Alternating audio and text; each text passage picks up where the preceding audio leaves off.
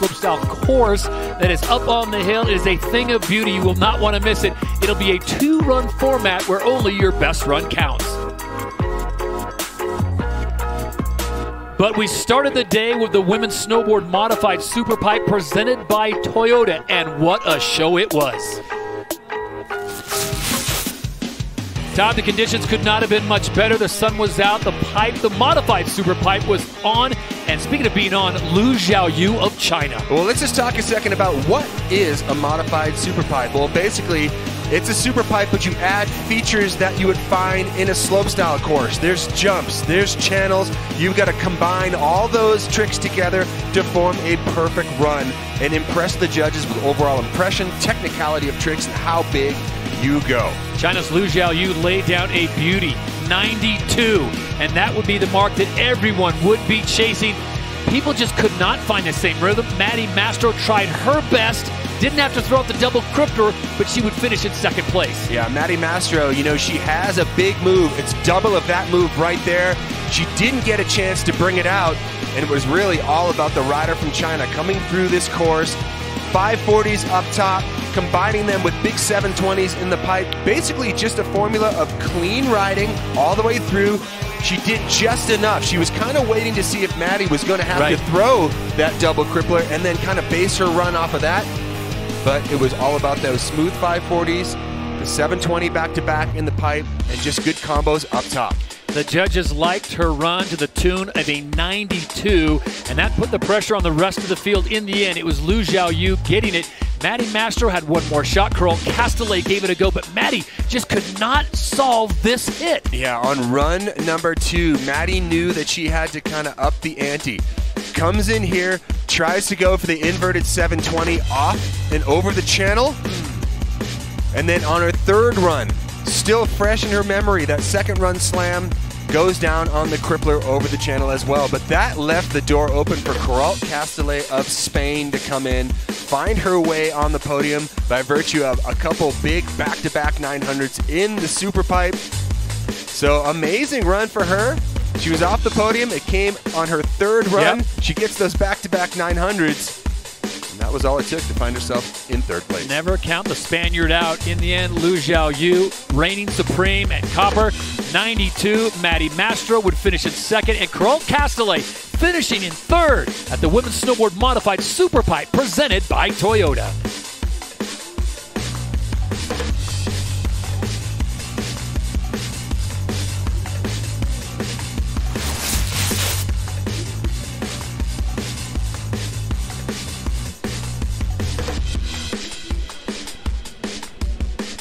There you see a beautiful look up the modified Superpipe to the left. Todd Harris, Todd Richards with you on a beautiful day, and the conditions are really totally different from yesterday. It was a powder day, and now we have today. We do have today, and you know, as the day kind of progresses on, I'm going to lay the weather forecast here. It was Bluebird this morning. There's another system that's moving into the Rocky Mountains tonight, this afternoon. But before those systems come in, we get a bit of a milky sky. So contrast, not ideal.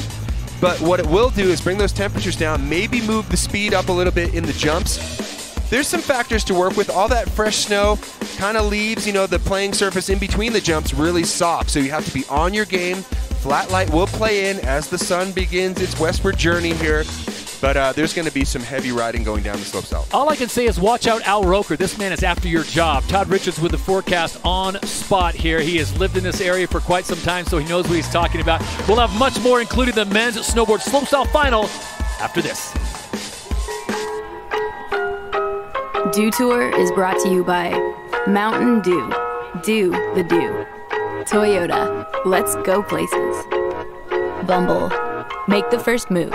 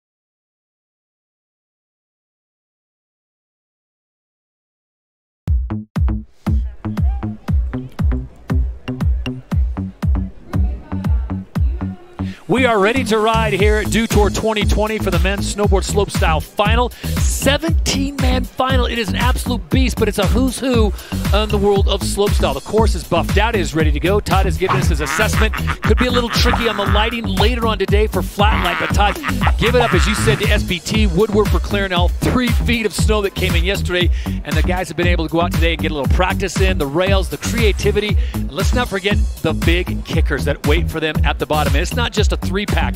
This is a monster pack of big launchers. Yeah, and it comes after this first set of features up top. 17 snowboarders, 2 run, best run counts, overall impressions. So it's how you interpret all these rail features, all the jumps. Can you put the line together? Will you have consistency of line? If you land backwards on one jump, you don't want to spin around in the flats and get yourself going straight up the next one. You need to keep your consistency of line up. Make sure those grabs are grabbed. No flaps in the air, and you'll come out on top. Todd, you're the man in the know, and you've been around this game for a long time. Who should we be keeping a close eye on? Who do you like if you were a betting man? Well, Max Perot is no stranger to the podium here at Dew Tour. Also, you know, we've got youngsters, Brock Crouch, Judd Henkes, and also you can't count out Mark Mcmorris. He knows how to do it, but Stale Sandbeck from last year coming through in the team competition, destroying this upper section. I look for him to do really well today.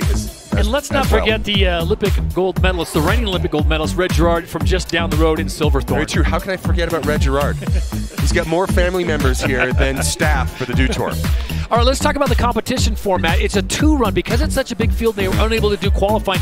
How does that change things up? And you're going to be sitting for a long time. If you're one of the first guys to drop in a 2-run format, you got like one throwaway and then it's game time. Well, Mother Nature forced us into a crunch position. I mean, there was supposed to be a slopestyle qualifier, a cut down yesterday. Couldn't happen because of all that snow. So what they decided to do is give everyone 2 shots at this. So you don't have that third run like buffer. Saving. You can, you have to throw it down. Run 1, run 2, the pressure's really on. I kind of like this a little bit better. It kind of forces these guys into throwing their best right straight out the gate. 17-man final. They are almost ready to go. Before we release the hounds, let's take a look at the course in this GoPro course preview.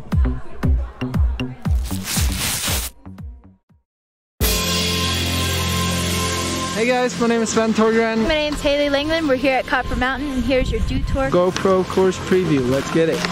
When I rolled up to the park today, first thing is like a really dramatic rail line. There's a lot going on. There's some different options in the beginning, a down bar, flat down, kind of a cannon into a quarter pipe. There's a rainbow rail, there's kind of a butter box, and then that goes into a triple line. Solid looking park jumps. One of the key things that I've seen in this course is the first rail feature. It has this rail into a quarter pipe landing, which I've never seen before in a slopestyle course. I think that the snowboard slopestyle course designed to progressing slopestyle is everything, because I love showing up to a slopestyle course and having my mind be like, wow, I have no clue what to do on this. It's about having fun and riding your best and just not getting too attached to like winning or the result, but more so just trying to ride good and enjoying the whole experience.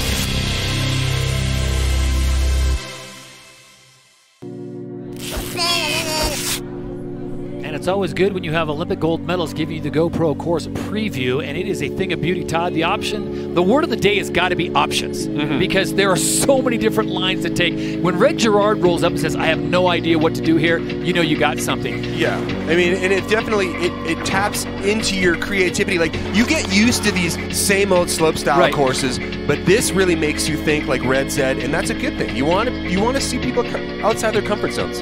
There are the numbers you need to know. 12,000 plus feet above sea levels, the top of Copper Mountain, dropping down to the base, which still sits at 9,000. So make sure you got your oxygen as we get set to roll here. Slopestyle, 4 jib features, 3 jump features, and again, options are aplenty. There's so many different lines, as Jamie Anderson said. So everyone, I doubt we will see the same run twice. Well, let's hope so. But there's a lot, you know what happens is people start to gravitate towards one line because it sets you up better for the next line. I'm really anxious to see that round bar feature, the big cannon feature into the quarter pipe. I think that's really cool and inventive. There's also that gap up into a wall ride. I saw Brock Crouch getting a nice lip slide on that the other day. So there's definitely a lot of options. And then into this big 3-pack of jumps. And they are no joke. They are no joke indeed. Framed against the Rocky Mountains, and they even look big. So you can see just how much snow on the side of the course there, and that third jump on the bottom. You can see so much powder. That's what it was yesterday, and then some. Yeah. That has actually been compressed down just a little bit. As Todd mentioned, clear skies for today. You see the clouds rolling in for the storm that's supposed to come in tonight and drop maybe another 3 or 4 inches. But right now, we are good to go, clear for takeoff. And this course is different in the sense, Todd, that it's farther up the mountain. Usually it finishes at the base, so the fans will all be around. You're kind of on your own out there. There's camera people and staff people out there, but you really, once you're on course, it's all yours. That's true.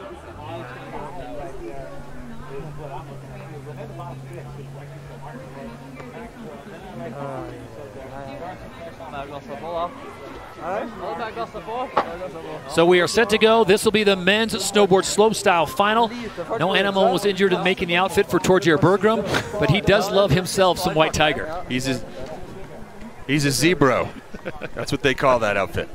So he's taking a look at it, thinking about where he's going to go, the 28-year-old from Oslo, Norway. When you say Norway, you say snowboarding, I have never met a bad snowboarder from Norway.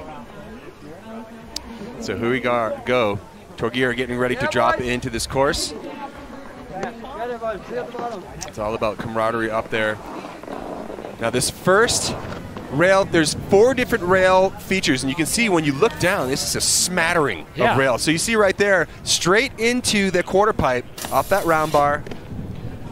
Torgeir will give us a good show through of what is possible up here on the rails and just how it's laid out. And Todd, we'll probably see things change, obviously, from the first and second run. Yeah, I would think so a little bit, but not too much. You only have 2 shots at this. So once you lock in your run, you just want to make it better and better.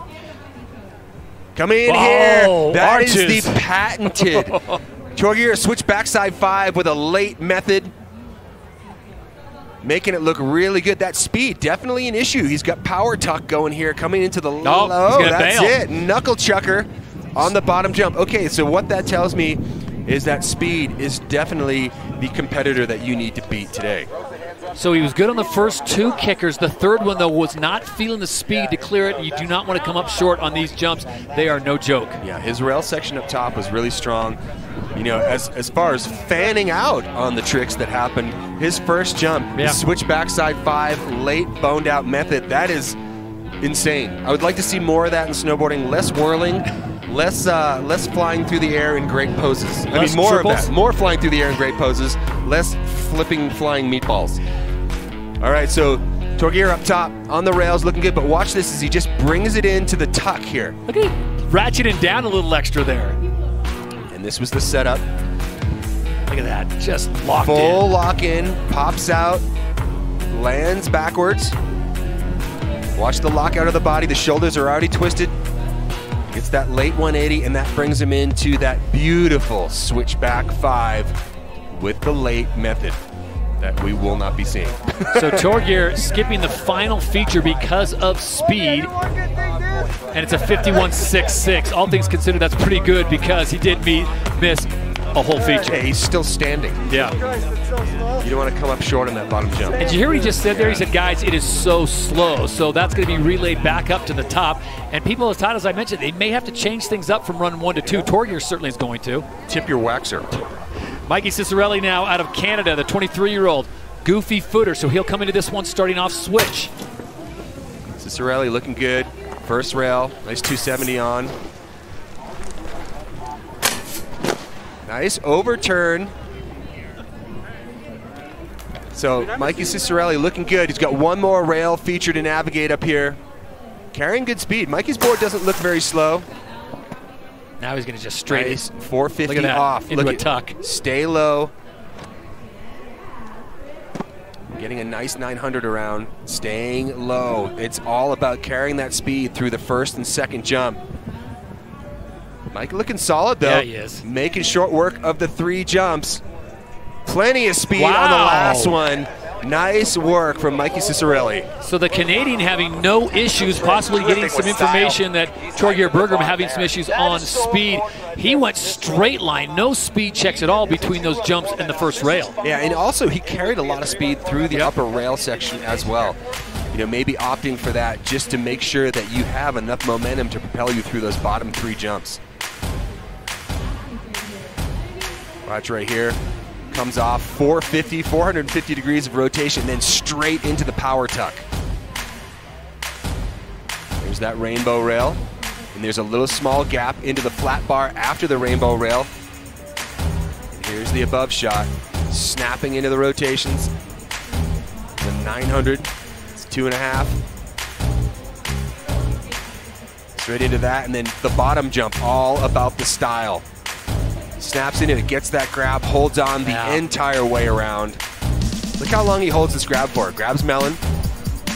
That's the front hand right behind the front binding, and stays locked in that position all the way through the rotation.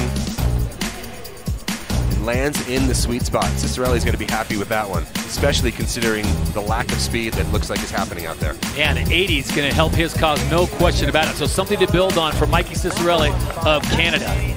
First run, he's got one more to go. They call him the Fridge.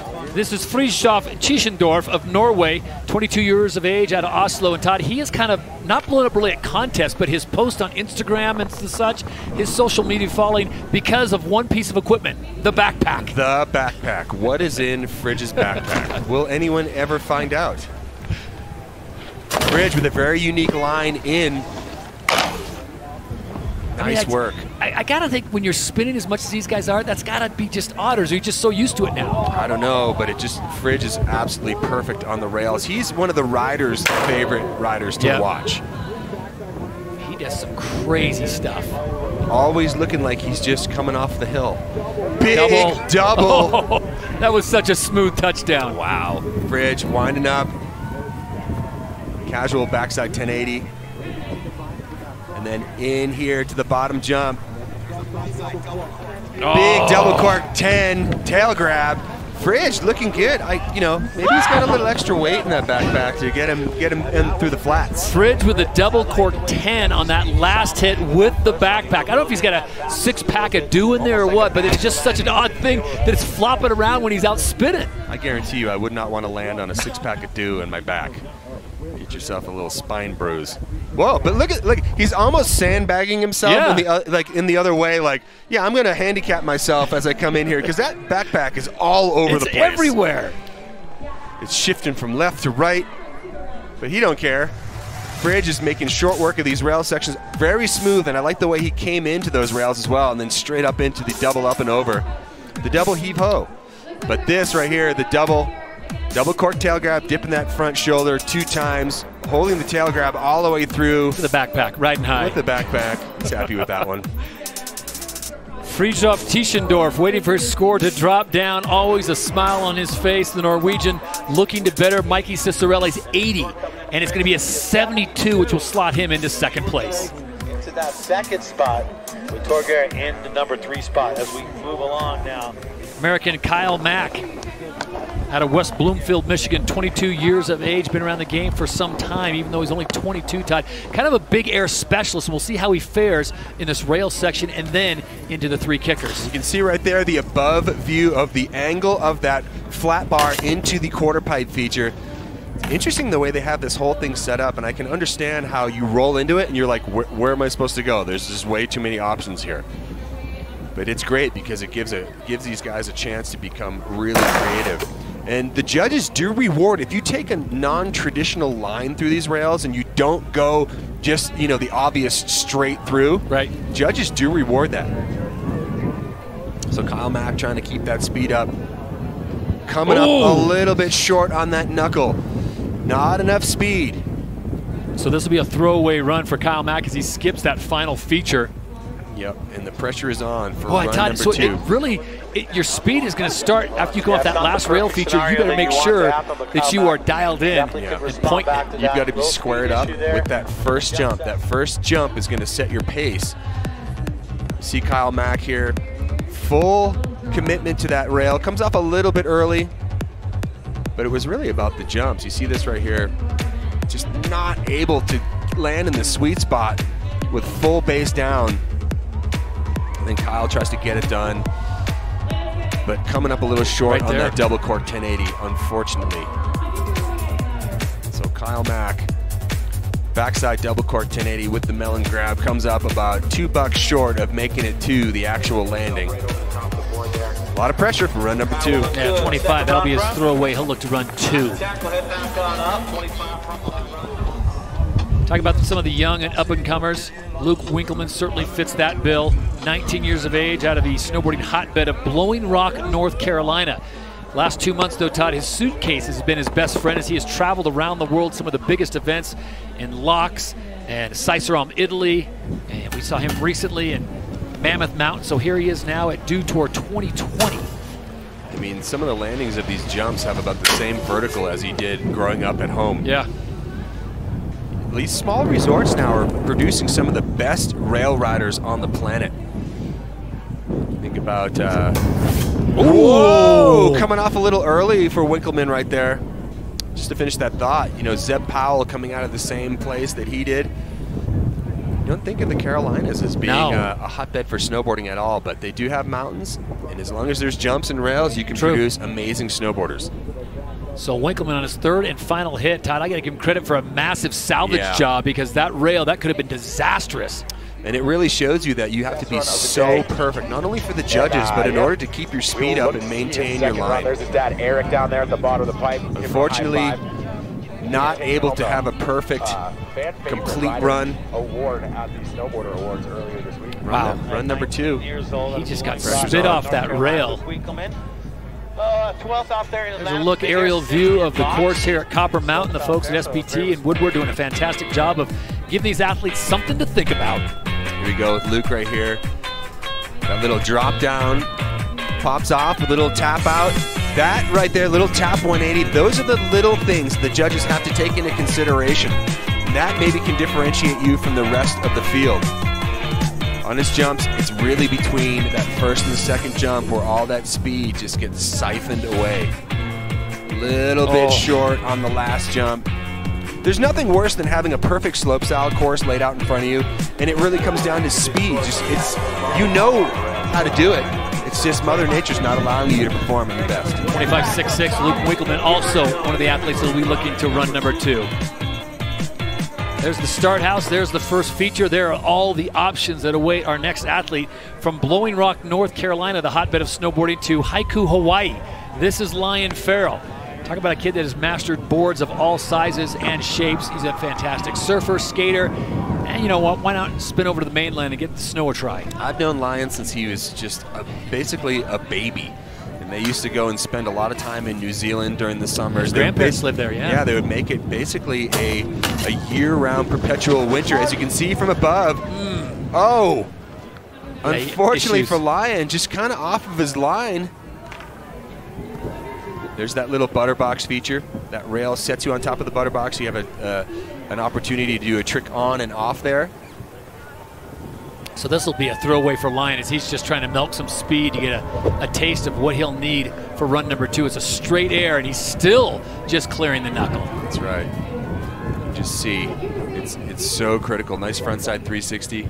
Todd, it seems like it's the first and third. The second one doesn't seem to be giving people problems. It's the first and this third one. If you don't have maximum speed, you're going to be in trouble. Yeah, man, it really comes down to who's your wax tech. Did you wax correctly? And the temperatures are kind of all over the place. Yesterday, I mean, it wasn't too cool, but as it cleared up last night and really kind of sucked some of the moisture out of the snow, it's really dried it out. The snow got a lot colder, and it definitely changed up what you needed to prepare your base of your snowboard with. So right now, it's Mikey Cicerelli that leads the way with an 80. The Fridge sits in second with a 72, and Torgeir Bergman, the first man to drop in, who missed the third and final feature, is sitting in third place with a 51.66. So everyone seems to be kind of figuring things out. As Todd pointed out, wax is a huge issue right now. Brock Crouch, the next man to drop in from Todd's neck of the woods, down in Carlsbad, California, just 20 years of age.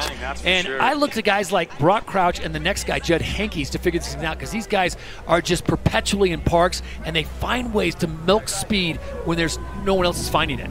Brock popping off that round bar into a bit of an alley-oop backside 360. Coming in fast. Brock looking good up top. There's the rainbow rail. Now this will be the big determining factor. Is he going to have enough speed carried through as he frontside 360s off of that rail Is he going to have enough speed for this first hit? You see him correcting his line. Big front side 900. Just kind of pumping it there. Another 900. Wow, so beautiful. Kind of a safety run. 2 back-to-back 900s. Brock is capable of much more.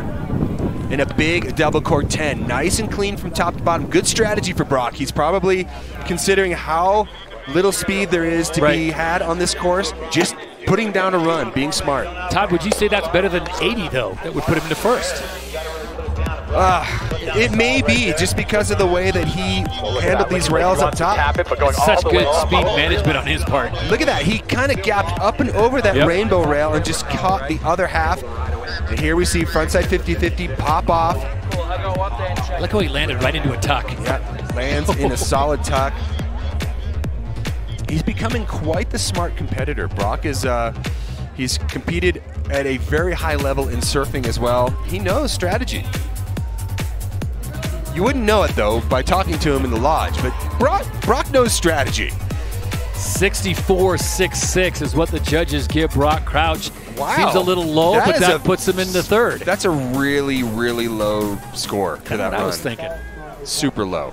All right, this is Judd Hankey's 18 out of La Jolla, California. Todd, we like to refer to him as Lord of the Boards because he's fantastic on a surfboard, amazing on a skateboard, and not too shabby on a snowboard.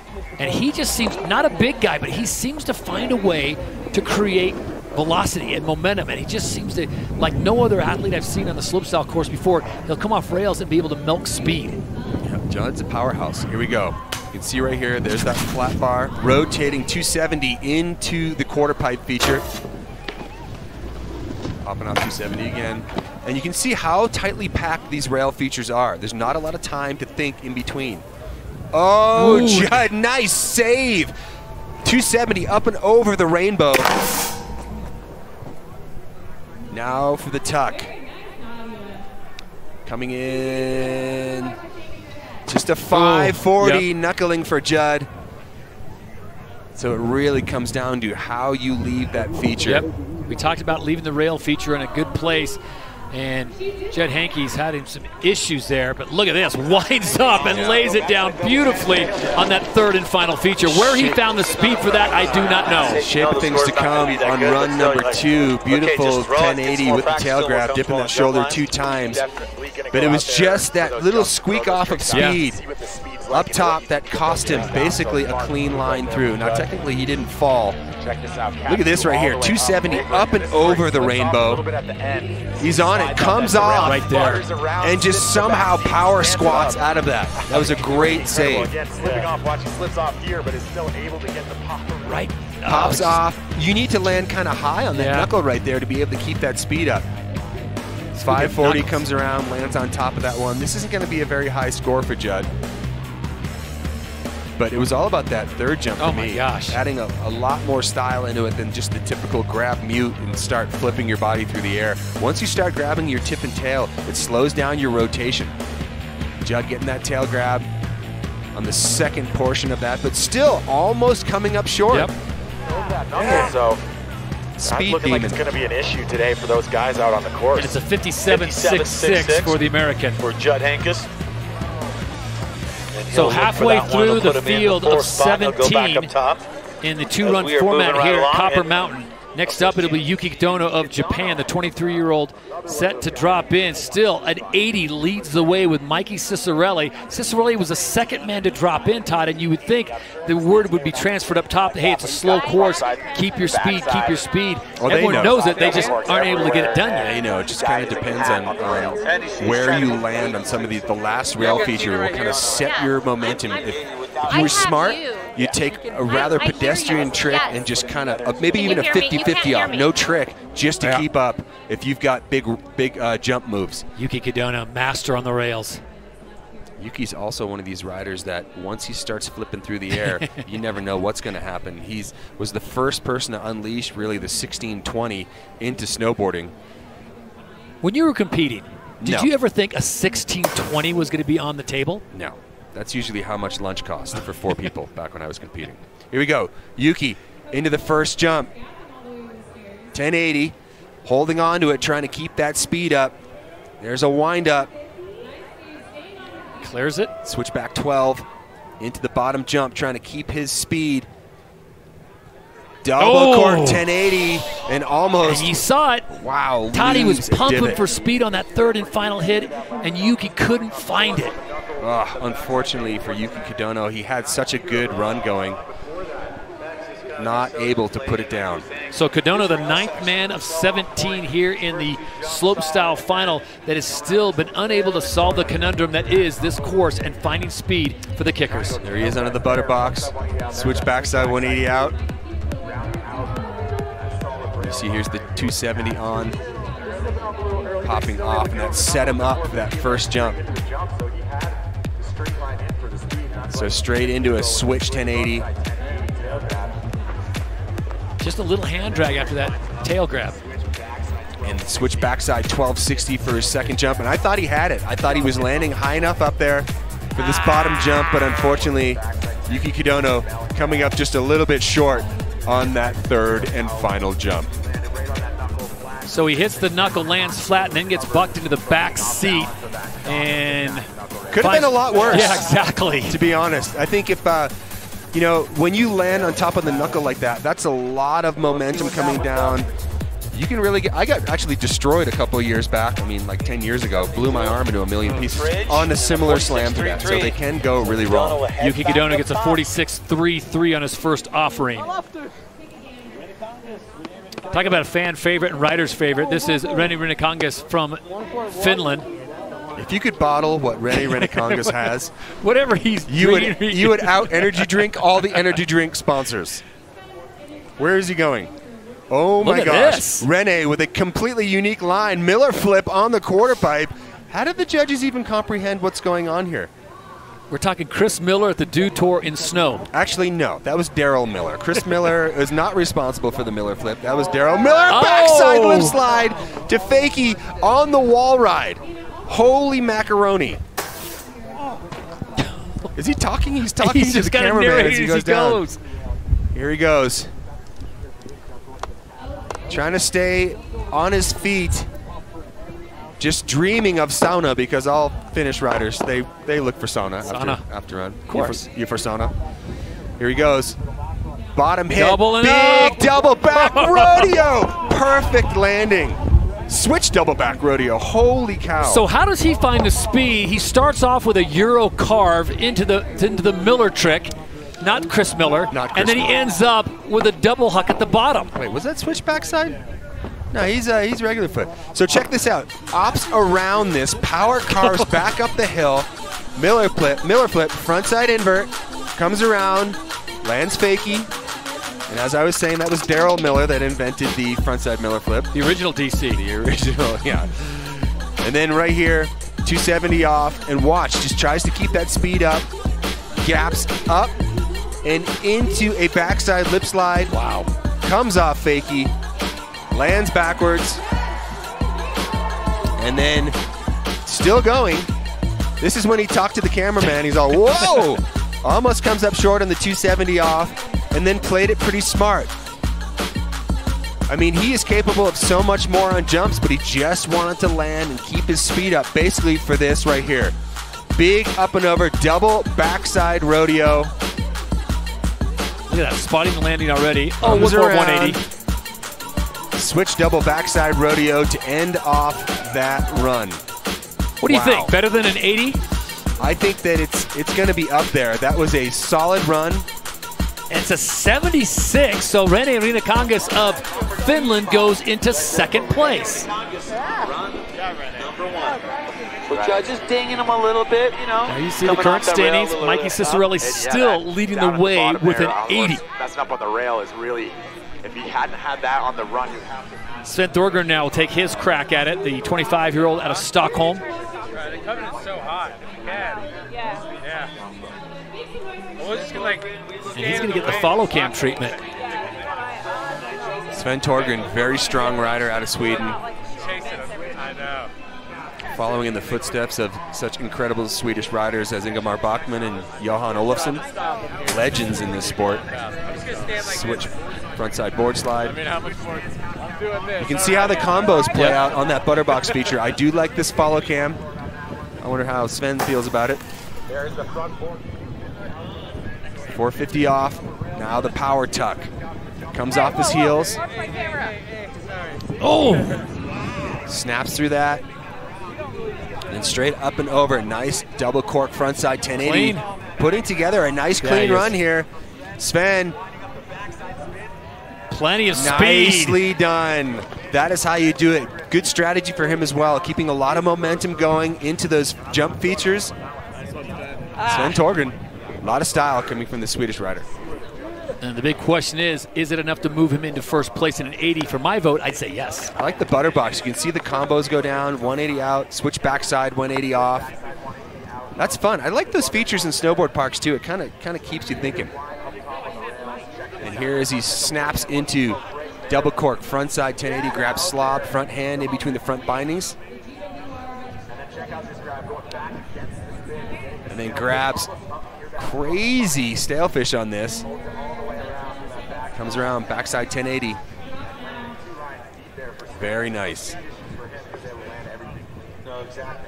So Sven looking for a score, and it's an 88. Wow. Sven Torgren goes into first. That was a random run. Switched it up. The Congas is going to fall down to 3. Everyone shuffles down a So spot. Sven sits atop the board with an 88. Mikey Cicerelli sits in second, and Rennie Congas sitting in third. Truly an international podium right now with Sweden, Canada, and Finland. That takes us to Mark Mcmorris of Canada. 4-time Dew Tour champion, 2018 Olympic bronze medalist. Round bar, 270 off into that quarter pipe feature. Mark packing it in. Such an accomplished rider. It's Mark, you can just tell he's got so much style. And his real, oh! Mcmorris, I thought that was going south and ends up just corking a 450 off. Big 540 right there.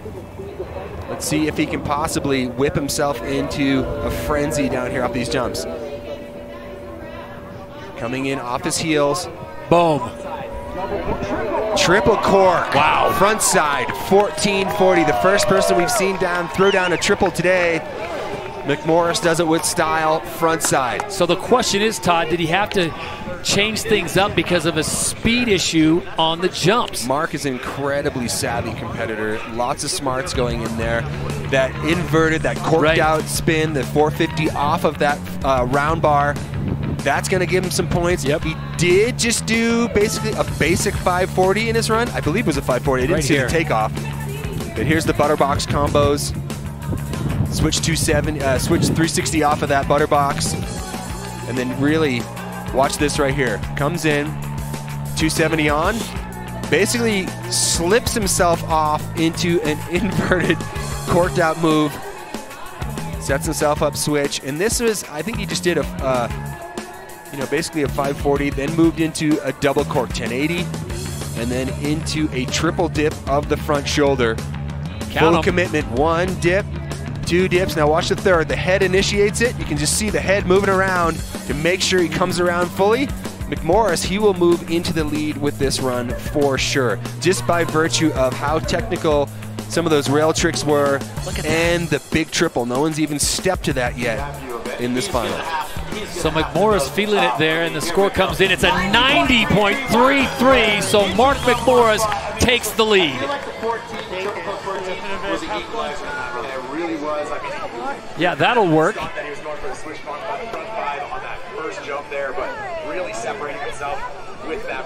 So the Canadian now takes the lead away from Sweden's Sven Torgren. Mikey Cicerelli sitting in third. The Canadians now holding down first and third. The next up, Todd, will be Max Perot, and what a story he has been. Max Perot, the 24-year-old from Vermont.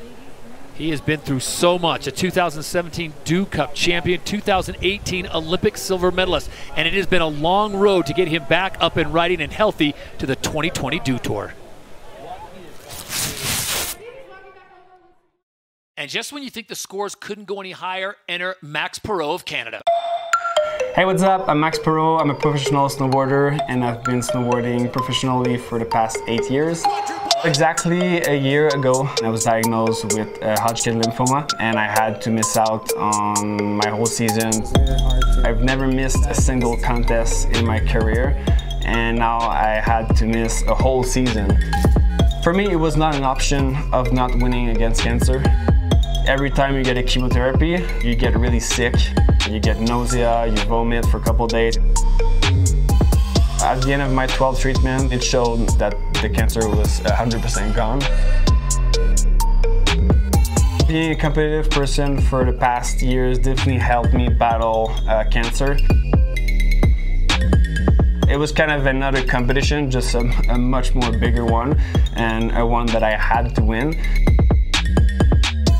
I'm really excited to be here at Dew Tour this year, especially since I missed it last year. And now here I am back in a new venue in Copper with a really nice slopestyle course, and it means a lot for me to do well over here.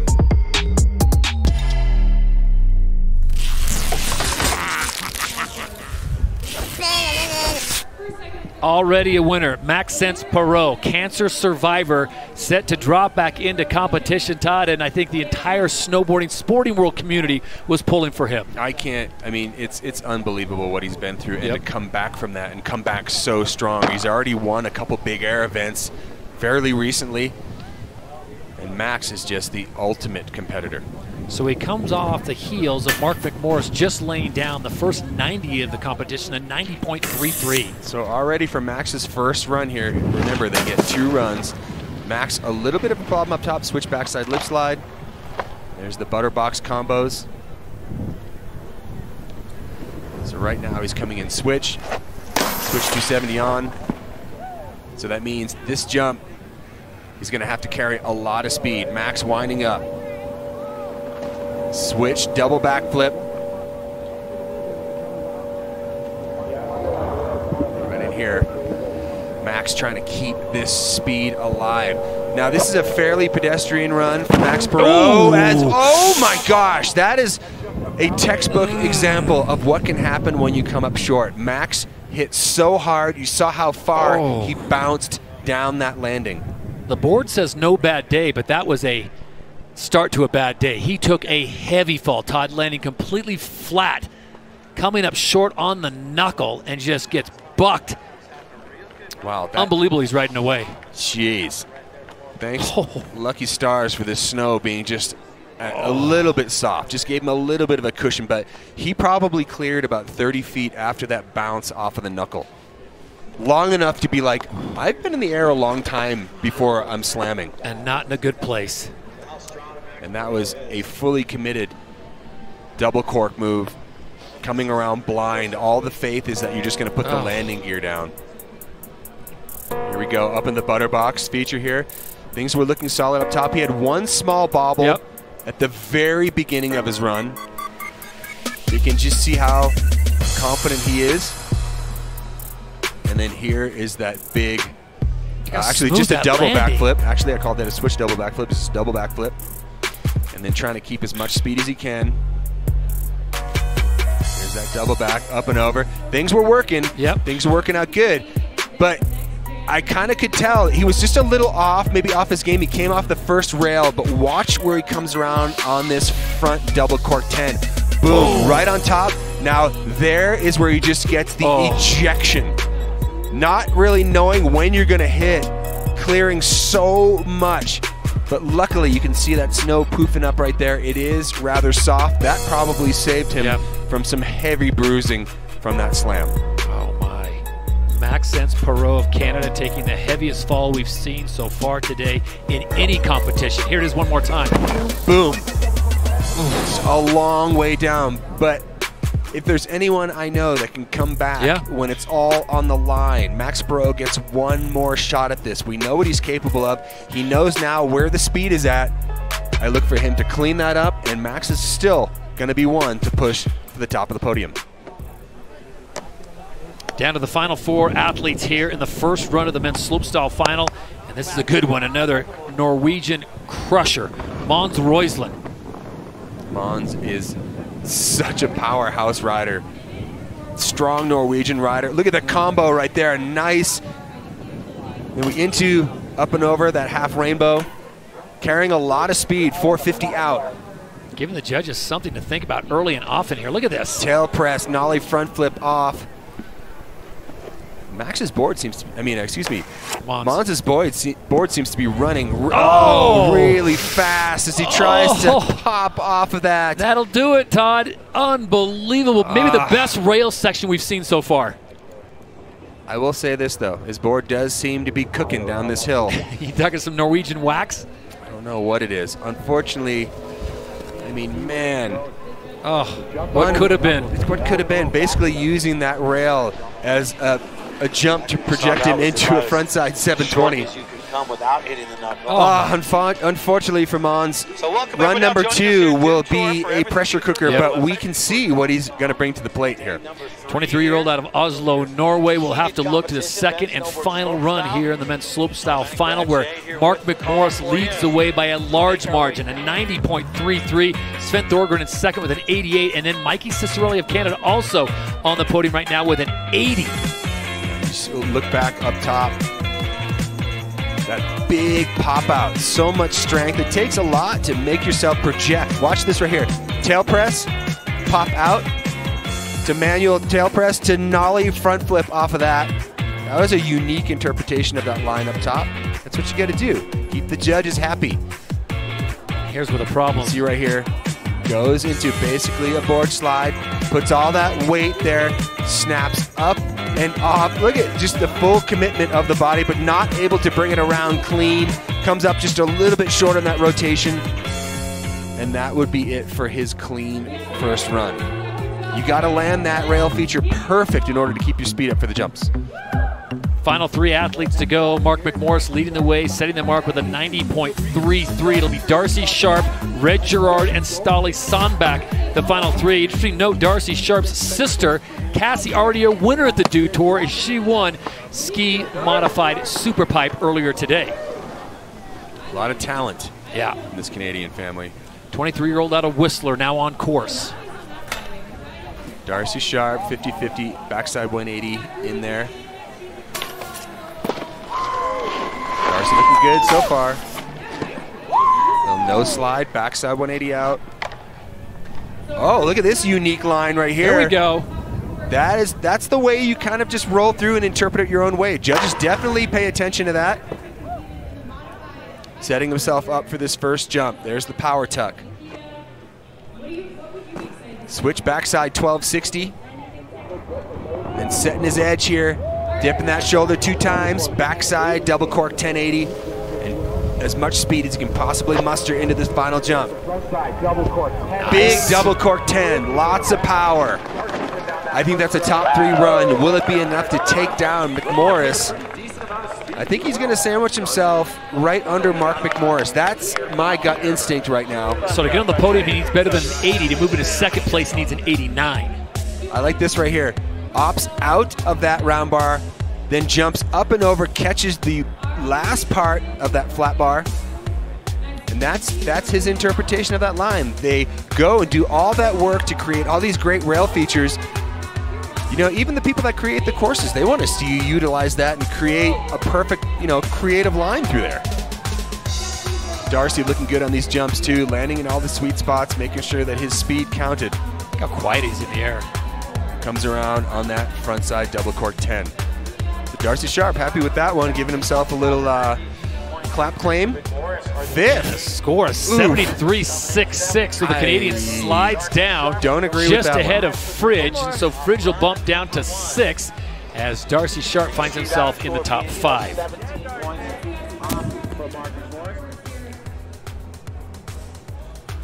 Mark Mcmorris still on top with a 90.33. We're in the midst of the first runs of 2 in the men's snowboard slopestyle final here at beautiful Copper Mountain on a beautiful Saturday afternoon. It'll be the Olympic gold medalist, the reigning Olympic gold medalist, Red Gerard, coming off that bronze medal performance in Aspen, where many people thought maybe that should have been a different color medal for Red.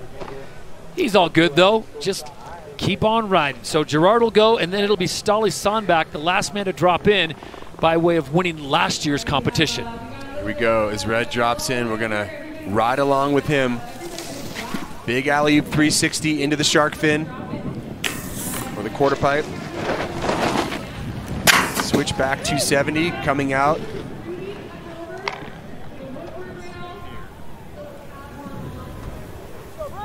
He comes into this feature right here. He's going to have a cork move here. Also dumps it off of there into a cork 540 off of the end, or cork 450 off the end of it. Into a frontside 1080 tail grab. Red trying to keep this up, keep the momentum here. Backside 1260. Setting up here for switch backside. Into a big switch backside double cork 1080.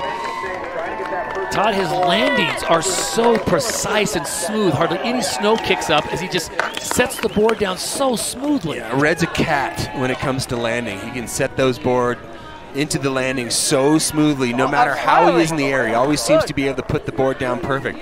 Kind of got the job done. Backside 12 into a switch backside double cork 1080. Switch back 270 to come out forward. That's super hard to stop that momentum on the rail. Popping out into the butter box. Switch back 270 off of that. So Red, a lot of good combos up top, and watch this right here. Sets himself up. There's that switch back 270 coming out forward, as I said, and then here's that round bar, dumping himself into a cork 450 off, essentially using that rail to set himself up for this right here, and able to just barely squeak by the switch double cork 10 at the bottom. Will it be enough to overtake Canada's Mark Mcmorris, a 90.33? Wow. And it's a 93, so Red Gerard is the new leader. What do you think puts him above Wow. Mark Mcmorris? A little shocked at that. Do you think they were a little generous? I think he got juiced a little points for the cork 450 off of that up top. I still think with Mcmorris, without any speed being available in this course, to throw down a triple cork 1440 is definitely. But actually, you know what? No, Mcmorris did do a 540 in his run. Right. Okay, I take that back. I see where there's been a little bit left on the table for Mcmorris Red was to make probably up. a little more complete, you're saying, in the jump section. Yeah, that's right. Also the switch back too on the So left. Red Gerard, a 93. Let's look at these jumps again. Okay, so he starts things off. Back 1260. Landing, I mean, like nothing. Yeah, it's great. Into the switch backside double cork 10. This is the final jump. Double corks it. Maybe he wanted the 12, but the speed just wasn't there. As he dips his shoulder 2 times. Nice save. Yep. Usually he does switch backside double cork 1260s into sleep, but just didn't. He knew that he didn't have enough speed. He'll take a switch backside double cork 10 to put him into the lead. So what that does in the 2-run format is Red Gerard has one more run, and everyone's now chasing him with a 93. And Todd, that is a big score with a course like this. We turn our attention to the final man to drop in, 26-year-old Ståle Sandbæk out of Norway, the Dew Tour champion from 2018, back to defend his title, and he will have the difficult chore of following Red Gerard in that 93. I'll tell you what, Ståle absolutely, in the team competition here at Dew Tour, destroyed this upper section. Getting it done for Team Oakley. Look at that. Backside lip slide, popping out the opposite way into that quarter pipe. Super technical already up top. Very similar to what he was bringing in the team competition. This will be a big lip slide. Whoa, 270 out on that. Ståle is not playing around on the rails. Wow, just a weird little line. hand drag. Ståle flat spinning, landing up high. Will he have enough speed for this second jump? 900, flat spinning. That's Ståle's signature move. He typically doesn't dip his shoulder as much as some of the other riders, but lands so smooth. So, in my opinion, Ståle has had the most technical upper section of rails so far out of anyone. Do you think the flat spin It's harder. Goes higher with the judges? It's way harder because when you start corking things, you can actually kind of cheat the spin by dropping that front shoulder. When you're flat spinning, you're really using your edge and body momentum to snap you through that rotation. Look at this right here. Gap up and out to lip slide. Pop off 270. Nice for Ståle. Look at the folks in the chairlift getting a beautiful view of Ståle going large on that woodward box. Oh, that was so clean. And watch right here. This is the hand drag. Look at that. Knuckle hop hand dragger. big up and over inverted 360 with the hand drag. Here's another shot of it right here. That's the old pick up your car keys you just dropped. And that set him up here as he tried to milk as much speed as he could. 1260 up top. And comes in off his heels. 900. And then into a flat spin 1080. Here's another look at that 9. Gets the indie grab. Holds it basically through the entire rotation. Now watch how his body doesn't cork. He doesn't drop that shoulder. Stays basically upright. Definitely drives his front shoulder into the rotation as much as he possibly can. But still, really difficult to keep your spin going when you're not dropping that shoulder into corks. Stolly's on back. Red Gerard is right. Red's giving it to him. It's a 91.33. So Stolly and Red so close, figuratively and mathematically. A 93 and a 91 with Mark Mcmorris in third. Those three into the 90s. Good times being had by all. For more on the athletes, let's send it down to Tina Dixon. Yeah, celebrating. They still have one more run, but right now, Red, you have that lead with the 93. What is your impressions of that score? Yeah, I mean, I don't know. It's really crazy out here right now. There is some extra snow on the course right now, so it's not riding as fast as we would like it. But yeah, I mean, I'm just psyched to land my run, and after that, it's not really up to me, but I'm very excited for sure. Do you have anything left on those jumps, those bottom 3 jumps? I don't know. We'll have to see. I don't know. Maybe in the run I'll think of something. I don't know. There you go. True Red style. Thanks, Red. And he's the leader right now. From Red's backyard to the top of the podium right now, a 93 has Red Gerard leading ahead of some heavy hitters. Stolly Sonbach gave it his best with a 91.33, and Mark Mcmorris sitting in third with a 90.33. And as Tina pointed out, still one more run to go. Todd, what will they come up with next? Well, the pressure is definitely on. And Red showed that, you know, you just have to really be creative with the rails and be smooth on these jumps. I don't know. I still think, well, Mcmorris has left something on the table with that 540. If he can clean that 540 up, turn it into a 900, it's not going to be so easy for Red to just waltz through here because Mark does have triples, both front side and backside. One more round to go at the men's snowboard slopestyle final here at the Dew Tour, built by Mountain Dew. We'll have that when we return to Copper Mountain.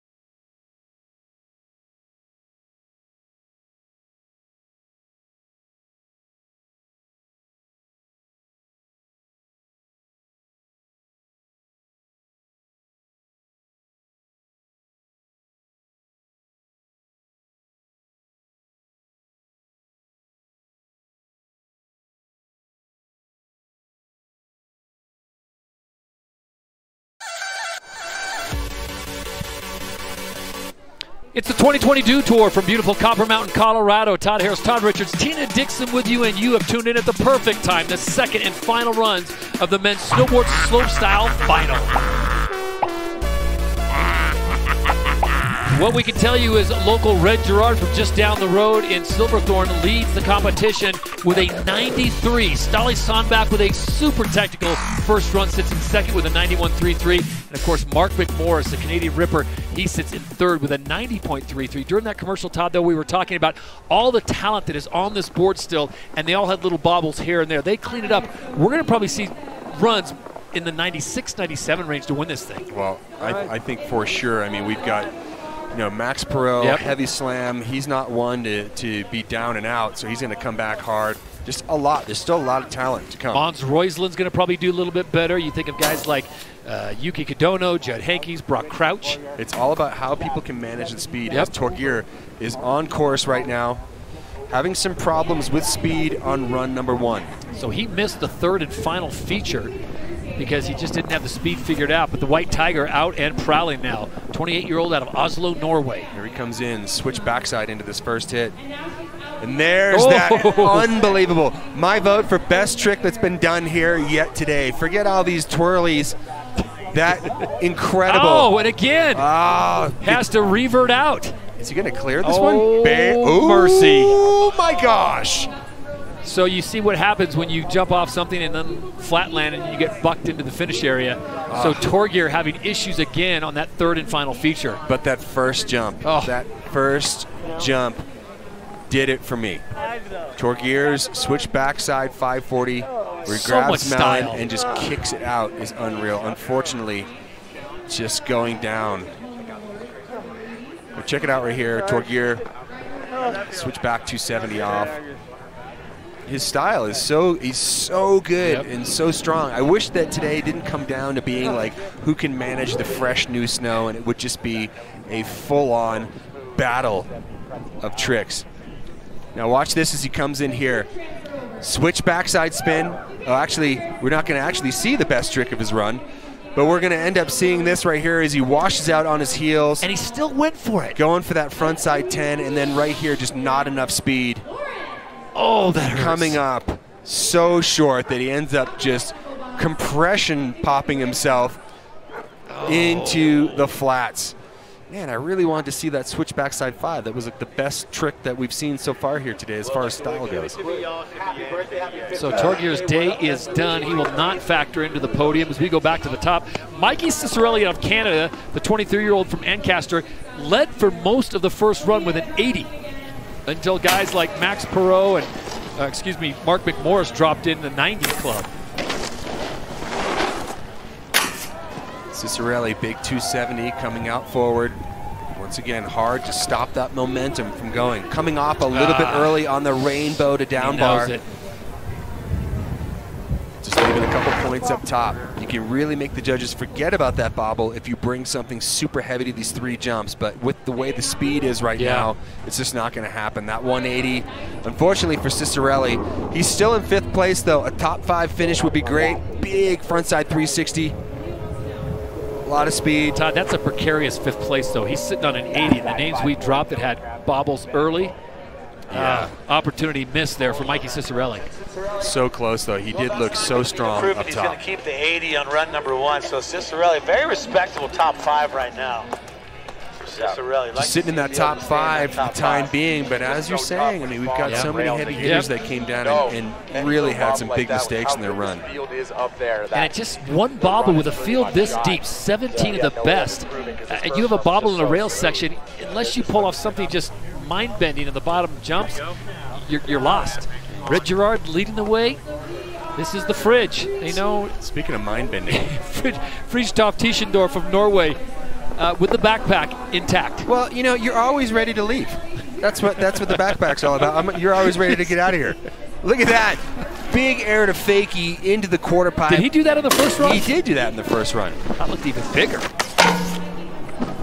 Fridge, you can just hear the ding-dongs of hitting these rails. It just tells you how hard it would be if you just racked your knees against them. It hurts. Here we go, Fridge. Popping up and over 270. Let's see what the backpack can do. Switch back, double cork 900. Then into the double cork. Still going. going. 1080, squeaking it into the landing somehow. Fridge coming around, just a little under-rotated on the bottom of the course. Maybe it's a parachute. Self-pack parachute. Oh, so close. The Fridge, the legend. Tischendorf out of Norway, just styling some photos. Kook of the day shot right there. Oh yeah, that's it. Kick it out. Work it, work it. Get some selfies. So Fridge, unfortunately, but still up top though in the rail section. That was some of my favorite. Little 180 tail press pops out onto the down bar. That rainbow's cool. Look at this right here. Pops big 270 up and over. That's actually more like a 360 off the up flat. Bit of a tail slide up into that pop up and over.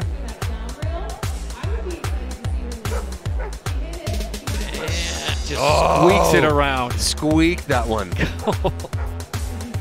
Look at that. Look at his head where it's right there. Did you see his nose? His nose basically clipped the knuckle. And then goes into the backside rotation at the bottom. Are you familiar with the Lobster brand? Oh yeah, that's Haldor's brand. Lobster coming out of well, Iceland basically. Well, takes a certain kind of rider to ride for Lobster, and Fridge fits the bill. 72 on his first run will be his best score of the day for Tischendorf, who sits in 8th. Not going to beat that 72. He will sit in that 8th position. Look up the course. The sun is still out. Light, not an issue as of yet. The course, the only issue right now, I think the athletes, as Red Gerard pointed out, would be more speed. Gerard, though, not complaining because he got a 93 on run number 1. And we are off and running now with Kyle Mack. Kyle Mack keeping it going, trying to fight the Velcro snow that is happening in between the last rail feature and the first jump. He had problems on run number 1. Remember, Kyle Mack coming home with a medal from the Olympics in big air. Trying to hold on to it, milk the speed. This is his strength once he hits these jumps. 900 off the first. Clean. Trying to milk that speed. Oh, anti-pop off of that jump somehow. Again. Caught that fresh snow in Mack's takeoff. Not a small dude, so if he can't generate speed. Unfortunately for Kyle, not able to get it together on run 1 or run 2. So Kyle Mack was trying to build off of something big from run number 1 because he was sitting on a 25. Remember, trying to track down Red Gerard's 93. And again, Todd, it came down to speed. He was pretty good on the first kicker, but it's that second jump that caused him issues. It looked like his toe edge on his board just sank into the takeoff, basically. You know, as much as Snowpark Technologies and the crew here from the Woodward Parks, there's only so much they can do. Right. You know, Mother Nature really dealt a hard hand yesterday. As much fun as we had riding it, it's really hard to clean off these jumps and make them absolutely perfect.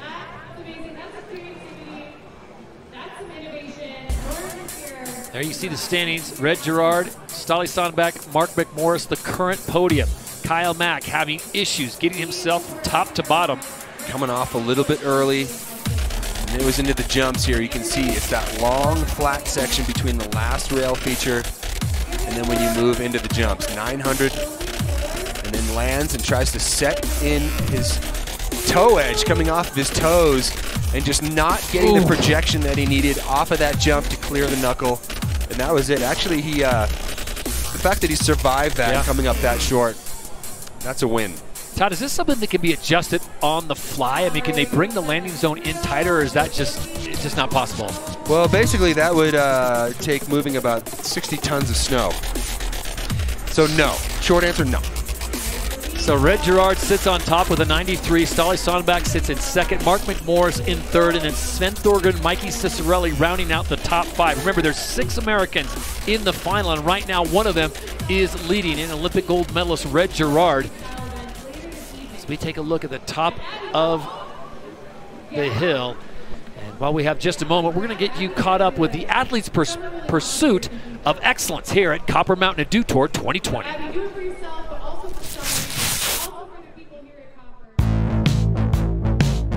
Copper Mountain has a really unique place within action sports these days, where they have a very progressive on-hill scene. You've got Danny Davis's Peace Park, you've got the 22-foot deep Superpipe that hosts the Grand Prix here every year, and now the Dew Tour. And it's no doubt that it's drawn so many professional snowboarders here and skiers because it's really all about progression. It's one of the best parks I've ever ridden, and also it's one of my home mountains. I've been coming here since I was just a little tyke. Copper's a lot different. They're so driven by rider feedback. They have so many great facilities here. They have the Woodward Barn. The barn's massive. It's a good place to come train and shred.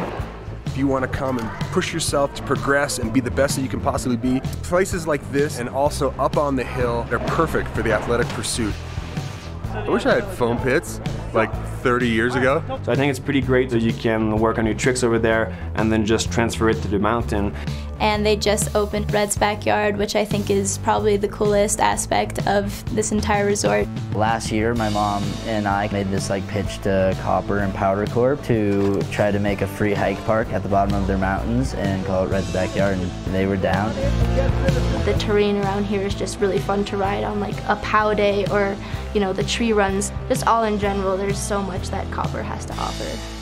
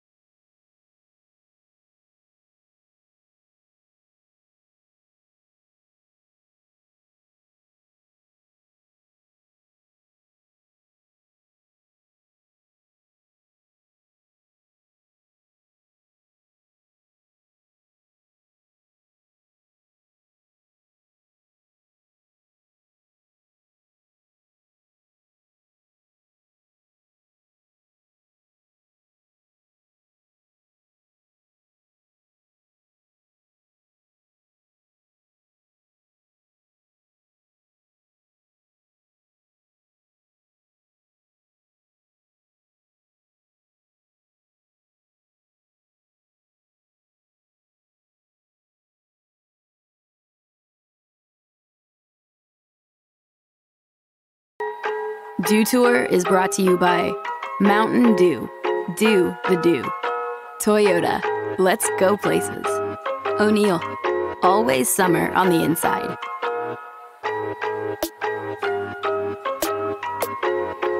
You are looking at the start of the slopestyle course where Red Gerard is the leader with a 93. Stolly Sonback in second and Mark Mcmorris currently sitting in third place.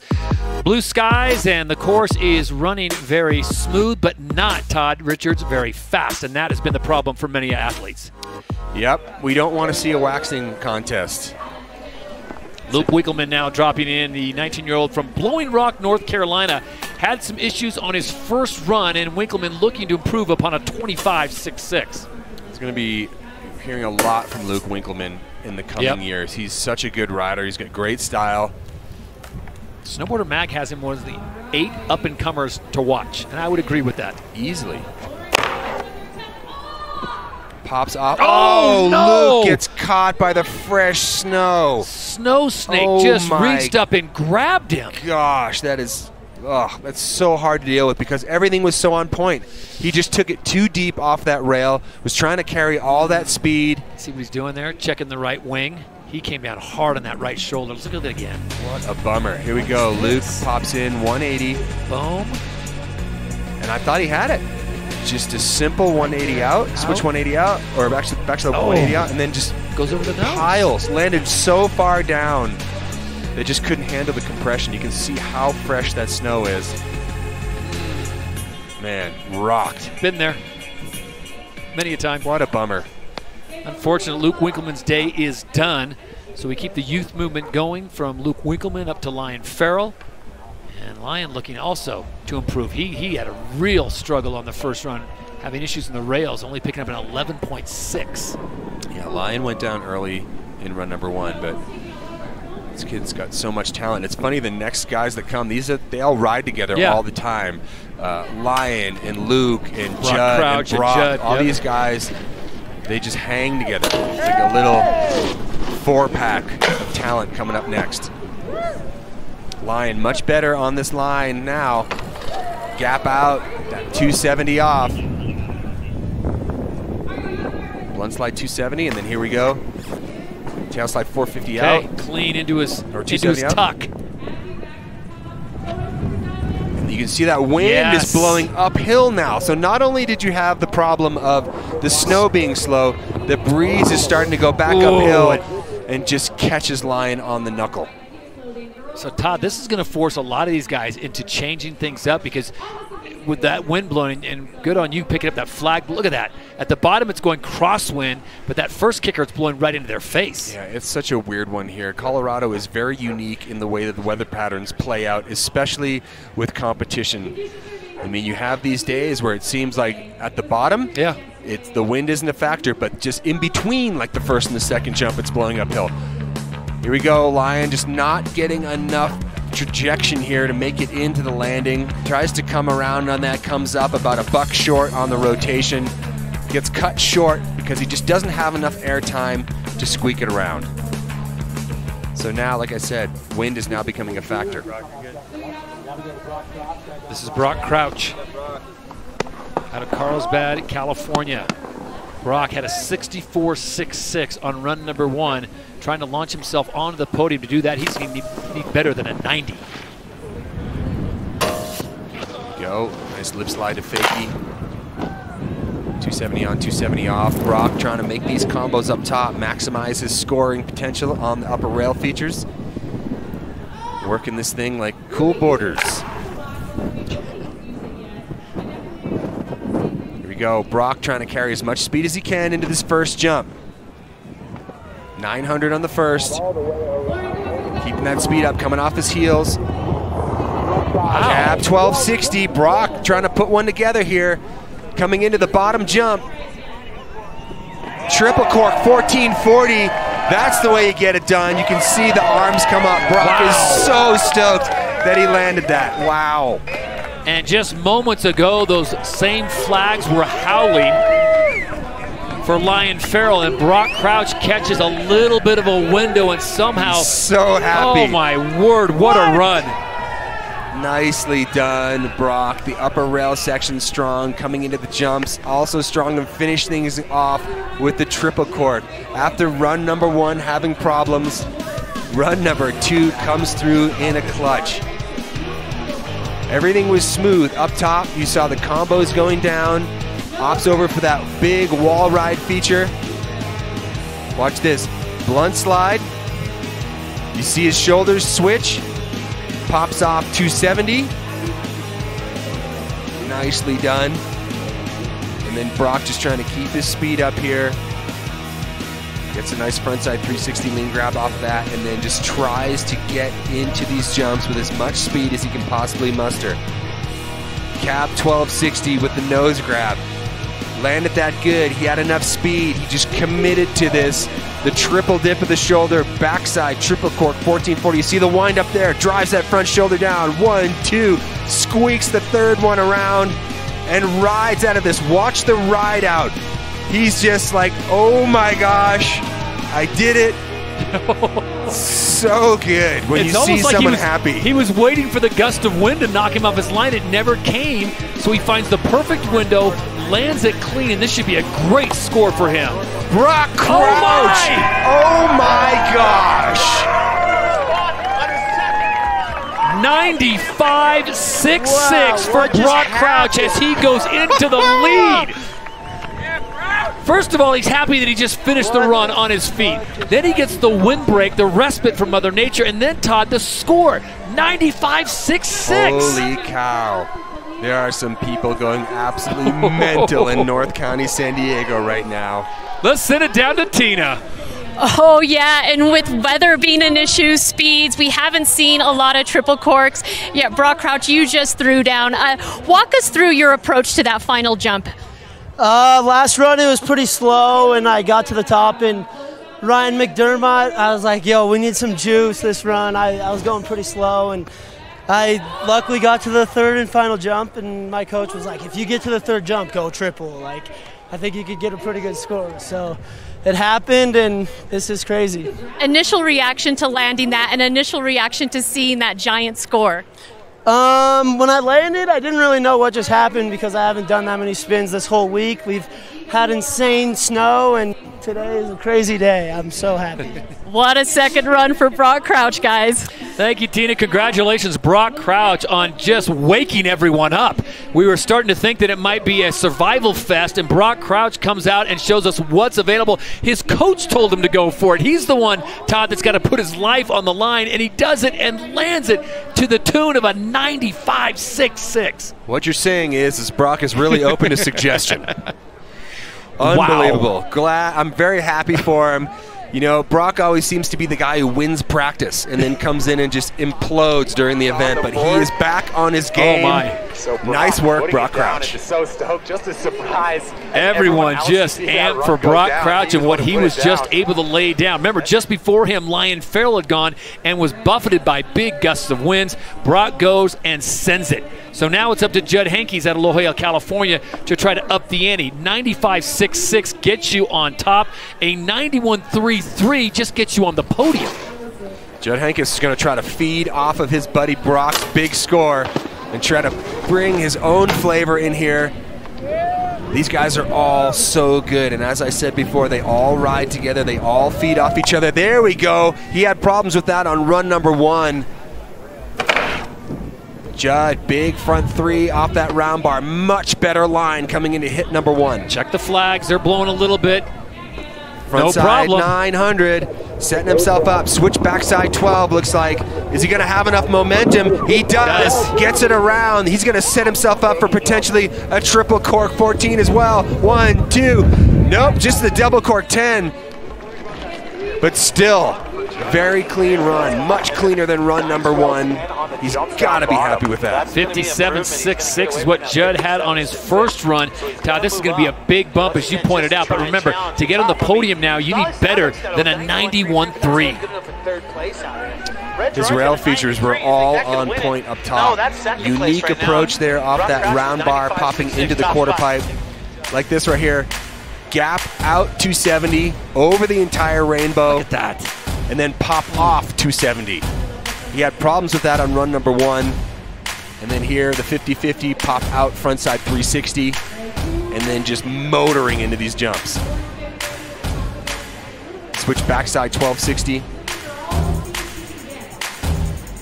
down here at the bottom. And look at the flags. You saw them gusting as he came over. The flags are pegged. Ooh. Gets the switchback 12 and then snaps himself up into a double cork 1080 at the bottom. I love how he locks on those grabs and holds it for so long. Nice. Be interesting to see where this scores. I mean, that was good. He had good combos. The top was really strong as well.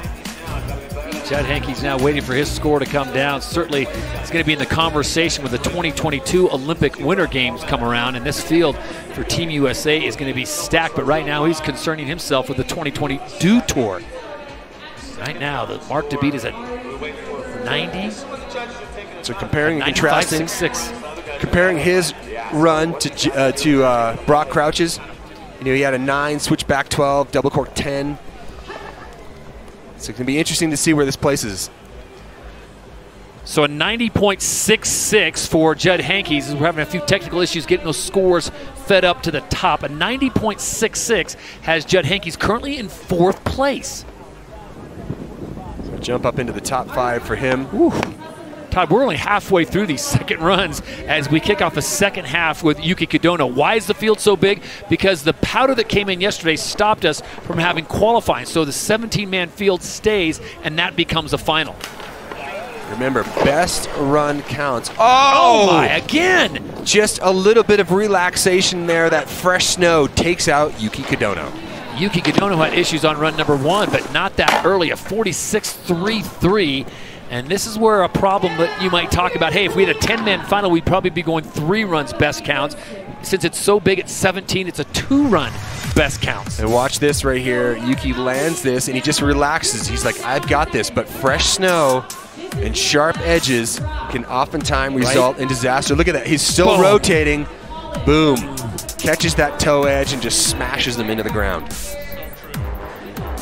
Full scorpion snow snake grab on the toe side edge, and that spells the end to Yuki Kadono's run. Mr. Happiness, Rennie Renikangas. He was sitting in 3rd for a long time, and along came Brock Crouch. Red Gerard, Stolly Sonback bumped him down, now sitting in 8th place. He has a 76, Todd, but we talked about he has the ingredients. He does, and he's also the human embodiment of sunshine. If you're lacking in vitamin D, just go stand next to Rennie Renikangas. Look at this, the unique line. He comes in, Miller flip again. Daryl Miller. Daryl Miller. Not Chris. That's right. Chris Miller just brought incredible style. Blunt slide 270 out as Rennie comes up. Backside lip slide, 180 out of that. Coming in with a lot of speed. Look at that. Just floats into it. Just floating, trying to keep that speed up into hit number 1. 900. Ooh. Tucking here. There's a wind up. Oh, is he off his line? Front 14, flat spin. And then just a big backside rodeo 900. Oh my gosh. I didn't think he had nearly enough speed for that. He had to carve into that 3rd and final jump because his line was so, he went crazy Ivan into the left side of the course. Front side flat spin 1440 off the 2nd jump into a huge dump over backside rodeo to make it happen. Thank you, Renee. All right, here we go. This is the Miller flip as he carved across the course. I love that. And that is truly who Rennie Renikangas is. He will find a different line from everyone else and make you smile while he's doing it.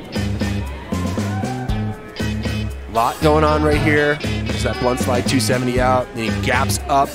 Backside lip slide. Comes out of that fakie. There he goes. Landing backwards off of that, popping into that landing. And then right here, this is switch 180. Board slide, pops out 270. And there's that flat spin, front side 1440. I didn't know if he had it in him to get it around. Look how far left he does. He is. And then just because of the lack of speed, basically what he's done here is just lunge flipped himself into a backside rodeo 900 off the bottom jump and just makes it happen on run number 2. He ad-libbed with a backside rodeo 9. That is amazing for Rene Renecongas. Yeah, Rene's going to get to 76 is going to be his best score of the day, not an improvement. That's where he was sitting in 8th place. In 8th place. Oh, that was amazing. Oh, but wait. There you go, 93.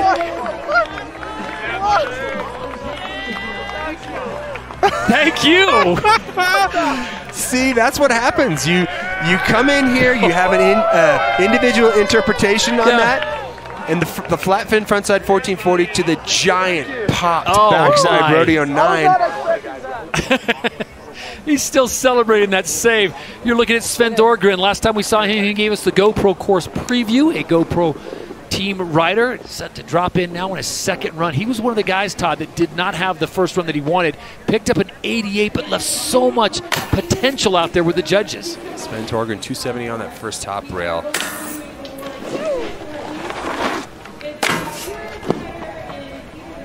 Trying to combo up top. Love that butter box. It just kind of breaks up the momentum up here. And then here it is. This is the great equalizer, this flat bar into the setup for the first jump.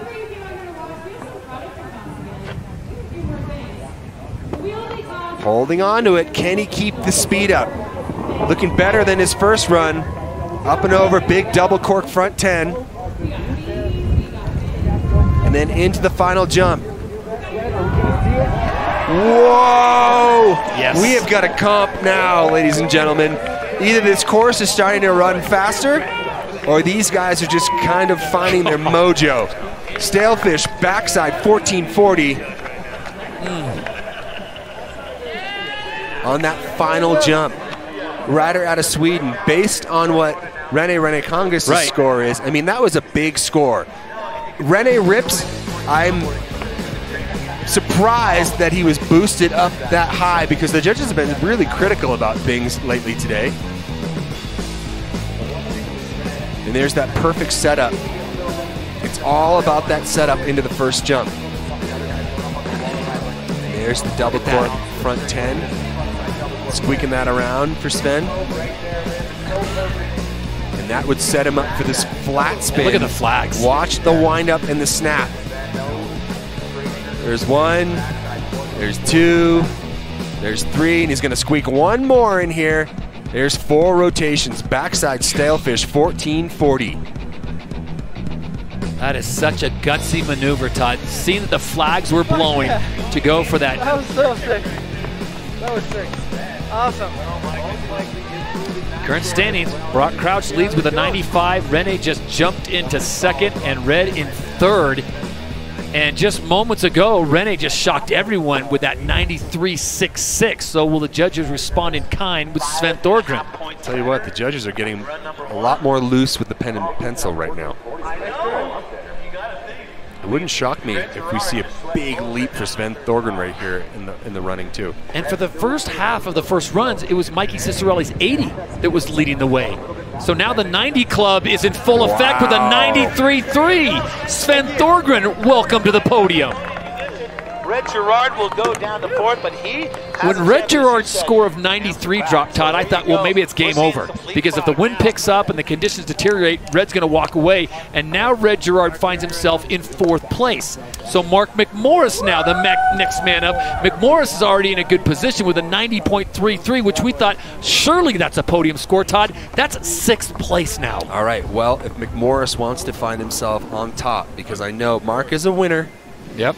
He's going to want to bring out both of those triple 14s. Quick glance at the flags down below that are blowing. It's got to be perfect up top to keep that speed up. Mark a little wild on his exits off of some of these rails, but he can more than make up for that once he gets into the jump section.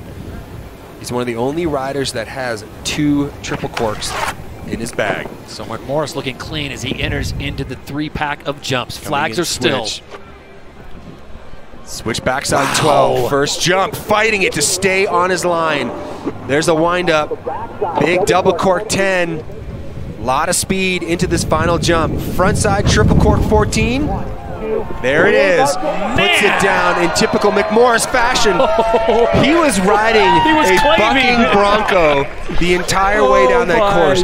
The rail section, while his rails were perfect, definitely fighting it a little bit in the flats. Oh my gosh.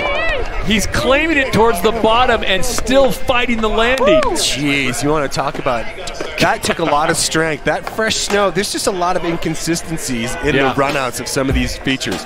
Watch Mark, okay, when he's on the rails, perfect. Watch as he's kind of riding out.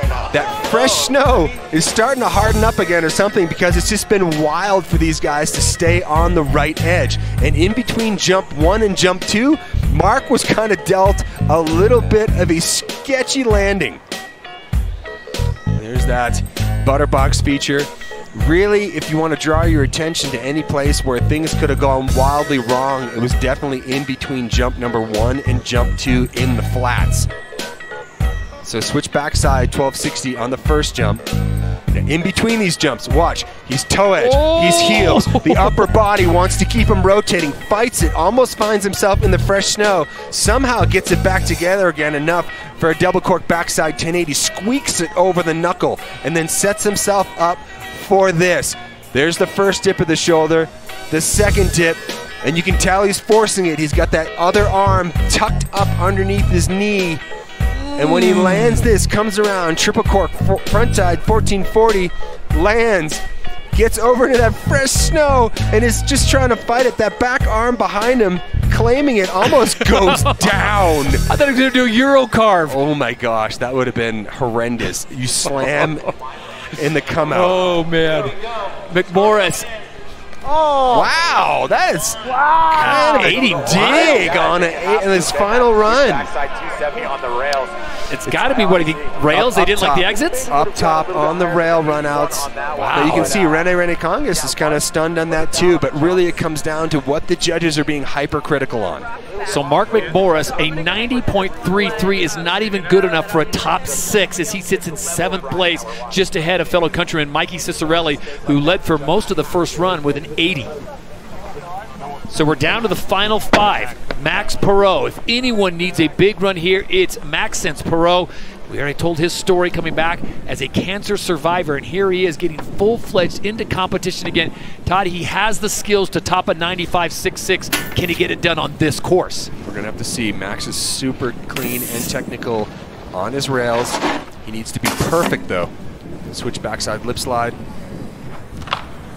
Switch 180-180 combo off. Max is just kind of holding out here till he gets into the jumps, and then he can just start winging through the air. Max, nice, staying up. Here comes his specialty. Flags are still. Whoa, and just not enough speed. Wow, Max having a lot of trouble with the speed. Double back, wildcat off the second jump. Unfortunately for Max, the jump, all the rails were perfect. Just came down to wax, it seems like. So Max skips the third and final jump on the slopestyle course and just not feeling it. He would have needed a 93.3 to jump into a podium position. He's not going to get it here today. Check this out right here. Max just trying to come in, maybe just not enough of a snap. But he knew it was over. Look at the flags. Just squeaks into the double backflip up and over. You see right there, you know, that's not what he wanted to do. Unfortunately for Max, today was not his day.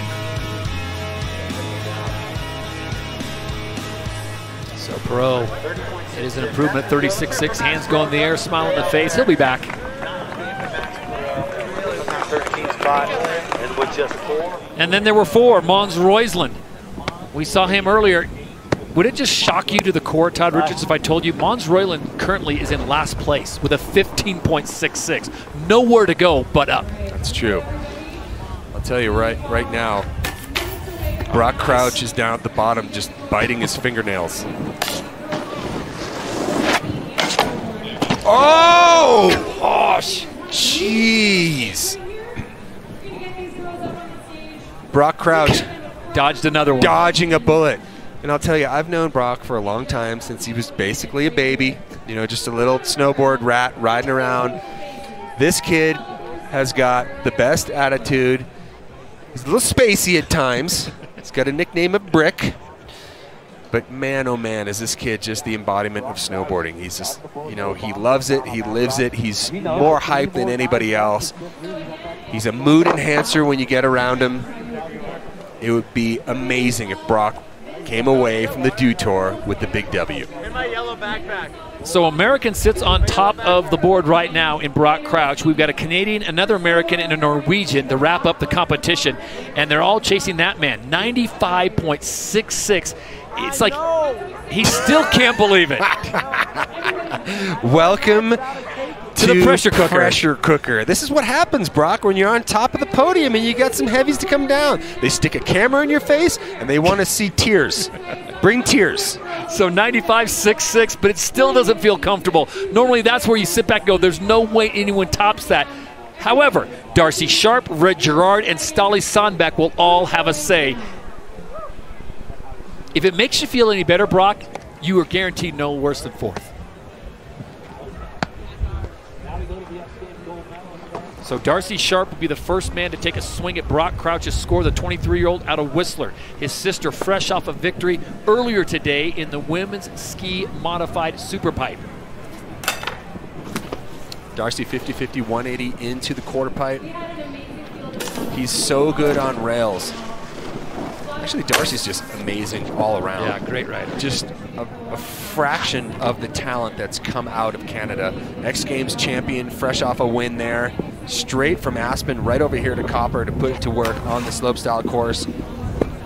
Carrying it deep. Too deep?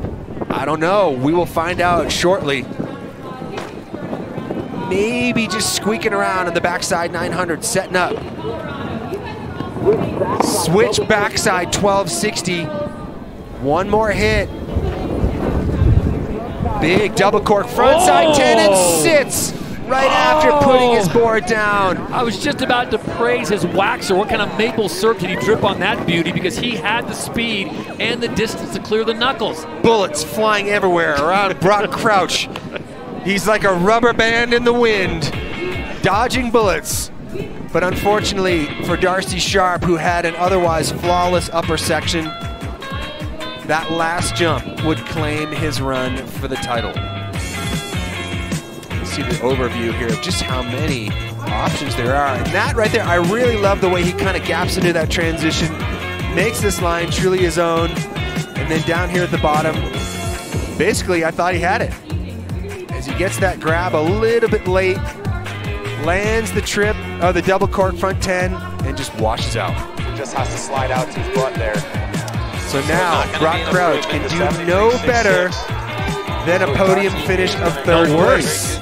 I mean, no worse. He's guaranteed himself a spot on the podium. He's trying to look cool. You know he's just freaking out inside. 95.66 with 2 to go. Red Gerard, who had the lead after run number 1 by way of that 93, and then it'll be the defending champion Ståle Sandbäck. Ståle currently sits in 5th place with a 91.3. Red, another one of these riders who knows how to pull it out in a pinch. Do you do the same run if you're Red Gerard? I think that Red has got, you know, he's got options. It's so cool to see him coming in here. Big melon 360 into the quarter pipe. No slide, 180 out. Switch back 270, coming out forward. Super hard to counter that body movement. Combos are looking good up top. This is going to be the cork off of this. Dumps it into an underflip. Now to keep his speed up. What's he got off the first hit? Red holding on. Winding it up. Back 12. Into the final hit. Switch backside. Triple cork. Wow. Switch backside. Triple cork. 1440. A little bit of a wheelie as he came into the finish trap, but that was an amazing run for Red Gerard. Switch back triple. comes through in the clutch. This is going to be a big, big score for Red Gerard. And just think, Red Gerard, just 19, already with an Olympic gold medal in his pocket from Pyeongchang. He is such a clutch rider in the big moments. Wow, I am still in shock. I don't know. I did not expect to see a switchback triple. I love that right there. Switchback 270 on, coming out straight. 50-50. Front 180 onto the butter box. Switch backside. 360 off. And then that set him up here. It comes in switch. 180, board slide, dips that shoulder. Underflip 450 off. Sets him up perfectly for that first jump. First jump. Comes around. Stomps that out. Setting him up here. And it was all about concentrating on what would happen down here at the bottom. Switch, triple cork, 1440. Little bit of a touch. Little bit of a touch, but still, arguably the hardest trick that's been done off of the jumps here today. Front 10, back 12. It's a hand switch backside triple cork 1440. That's the heaviest combo of tricks we've seen down here today. This is going to be a big score. I think Brock Crouch is going to get bumped out of the lead. He's better than a 95.66. Red Gerard to go into the lead. Get on the podium, he's getting better than a 93.33. Brock Crouch is 95.66, leads the way with one more athlete to go. Brock knows he's on the podium for sure. Rennie Rinakongas is the one that's probably really nervous, currently sitting in second, with Stale still to come. And the score, 97.3!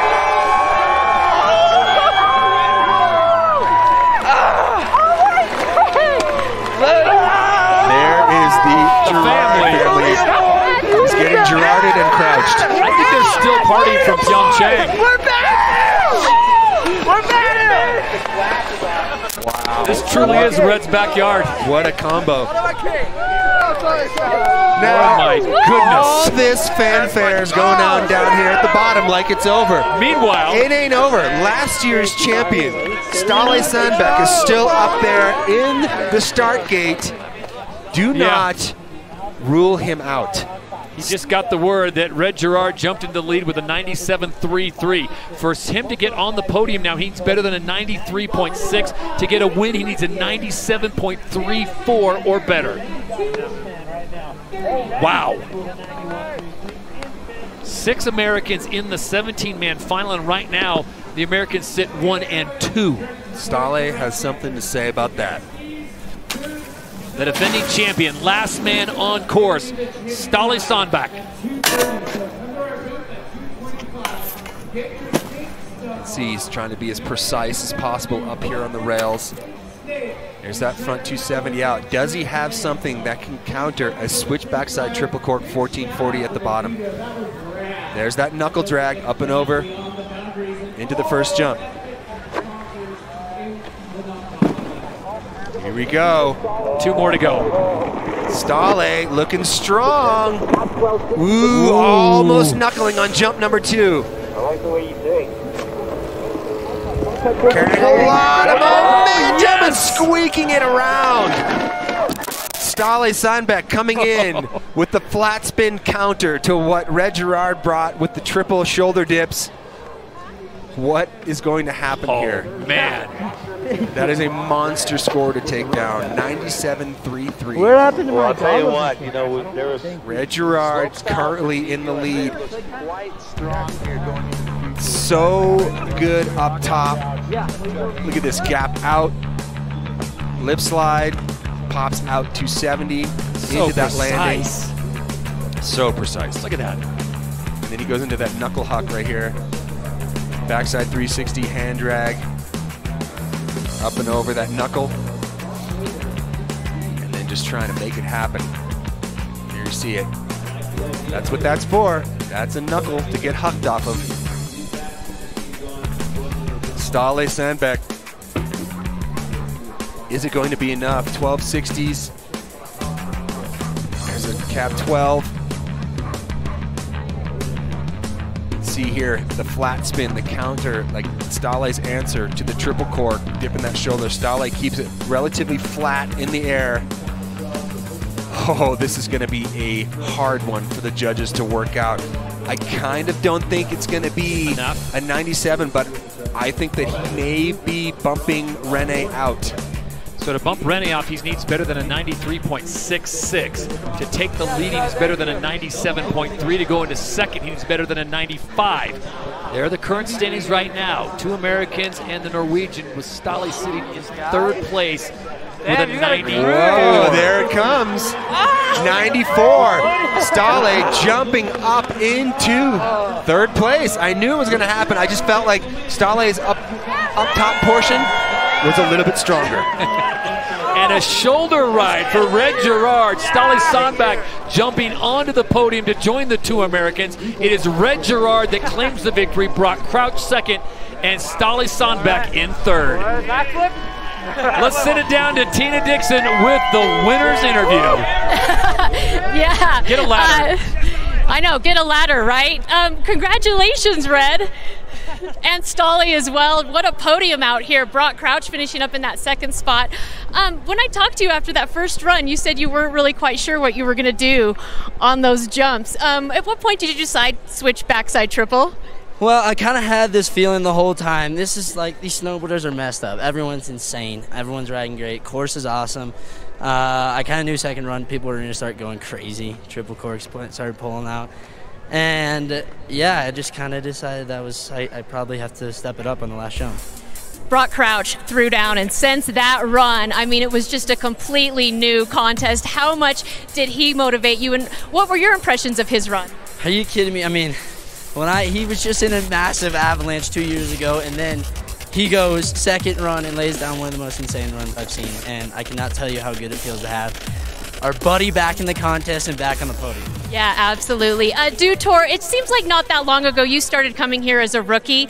How much has it meant for you to come back and now win this event?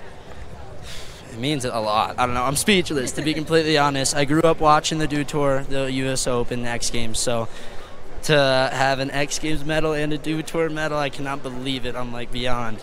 And with my best boy. Yeah, let's see if we can get Brock Crouch. Brock, get over here, because you kind of set the tone.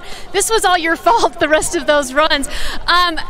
The moments you had watching everyone go down, what were those thoughts?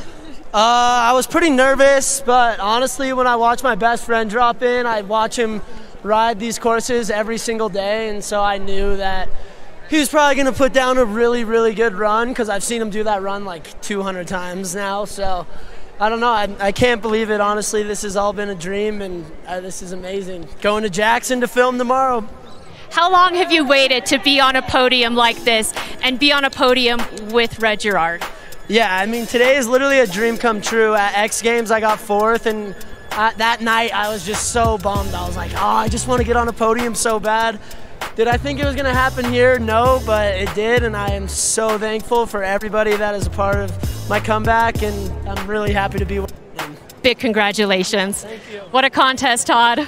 No question about it, Tina. Youth is served today as Brock and Red represent 19 and 20-year-olds, with the defending champion Stahle Sandbach coming in third place.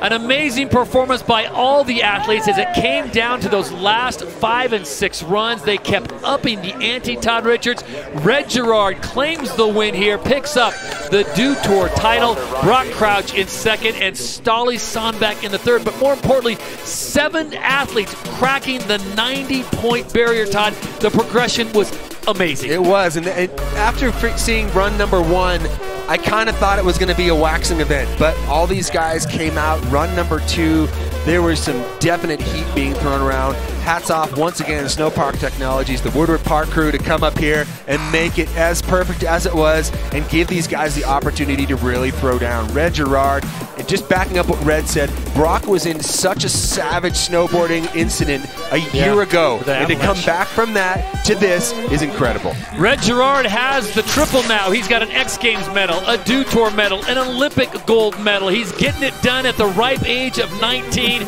Clearly the best rider on the mountain today, 97.33 on his second run to get the victory ahead of Brock Crouch and Ståle Sandbäck, who had the last say and was able to jump into the podium. Truly an amazing performance by all the athletes today and an amazing course here at Dew Tour 2020. The men's snowboard slopestyle final is now complete. Red Gerard is the champion here at Copper Mountain.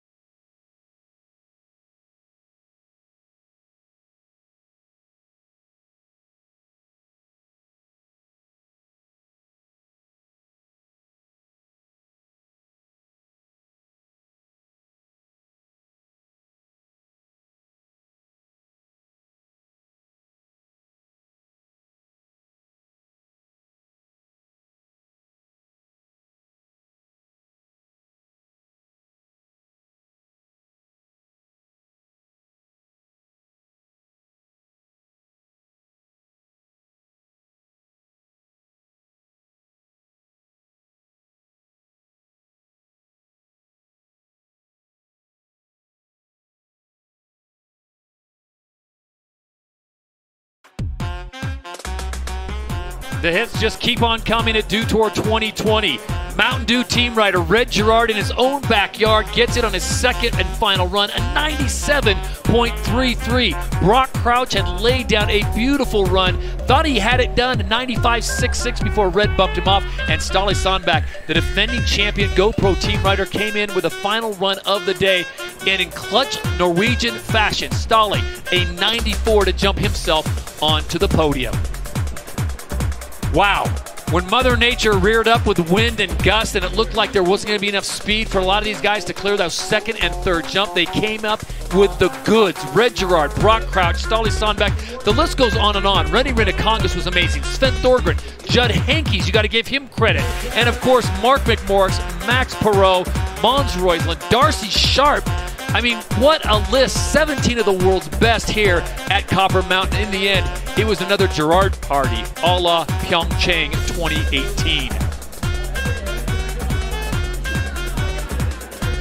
Red Gerard dipped deep into his bag of tricks, and as he told Tina Dixon, he knew after what Brock Crouch laid down, he would have to do something special, and he came up with it on the final hit of his final run here in the slopestyle competition. Todd Richards, I can't say enough about how impressive this was with Red Gerard coming up with the goods. We'll send it down now, DC, and the awards ceremony. The always stylish Ståle Sandbäck.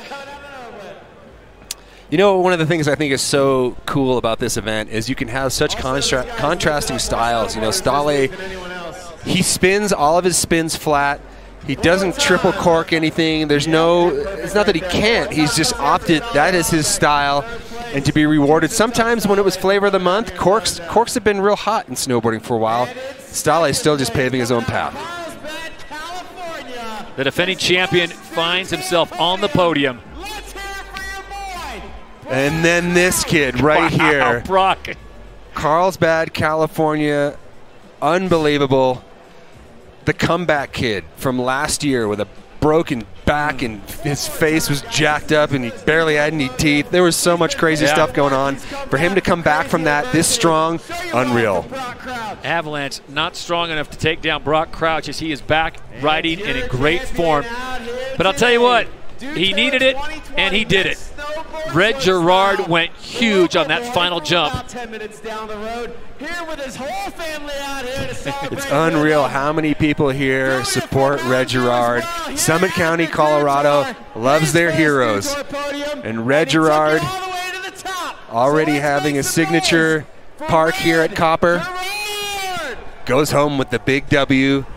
Unbelievable We riding. talked about he's got the gold medal at X Games, gold medal now at Dew Tour. He's got a gold medal from the little thing called the Olympics. It's kind of like the EGOT, the Emmy, the Grammy, the Oscar, and the Tony. So I would say the U.S. Open would probably be the final piece of that EGOT, right? Here we go.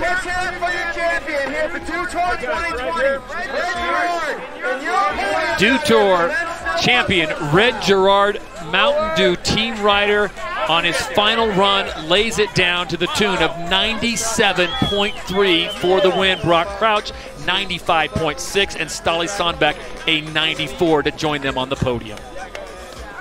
We've been in some heavy competitions before, but this one, I'm going to put it right up there because what looked like, you said, a wax contest after one run, what they did once Brock Crouch dropped that 95 was amazing. Yeah, it's so impressive. I mean, these guys have been riding so hard. Yesterday was a full-on powder day, which will blow the knees out of a normal human. But these guys have come in here, absolutely crushed it. You can see the entire clan out there supporting. Think there's going to be a party tonight in Silverthorne?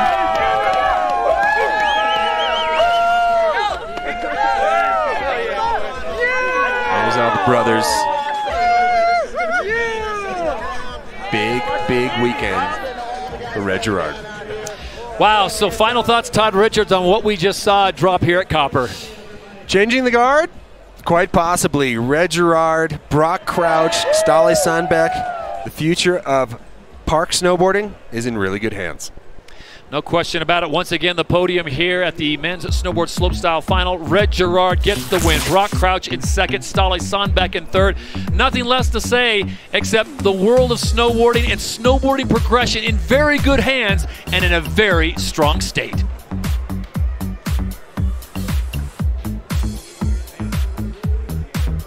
So the State of the Union at the Dew Tour 2020 is Red Gerard, Brock Crouch, Ståle Sandbäck, and a whole lot more progression as everyone came out and tried different lines. The options were so many. Big props to SPT and Woodward for giving us such a great course to deal with after yesterday's epic powder day, and they turned up the volume, and this is what we got. And the pressure was applied. And definitely the best thing for everyone out there who's watching, you can come to Copper. You can ride these Woodward features. Red's backyard down here at the bottom. You can ride that for free. It's a hike park of rails. They do such an amazing job. Danny Davis's Peace Park, Red's backyard, and just putting together perfect freestyle situations for you to get into.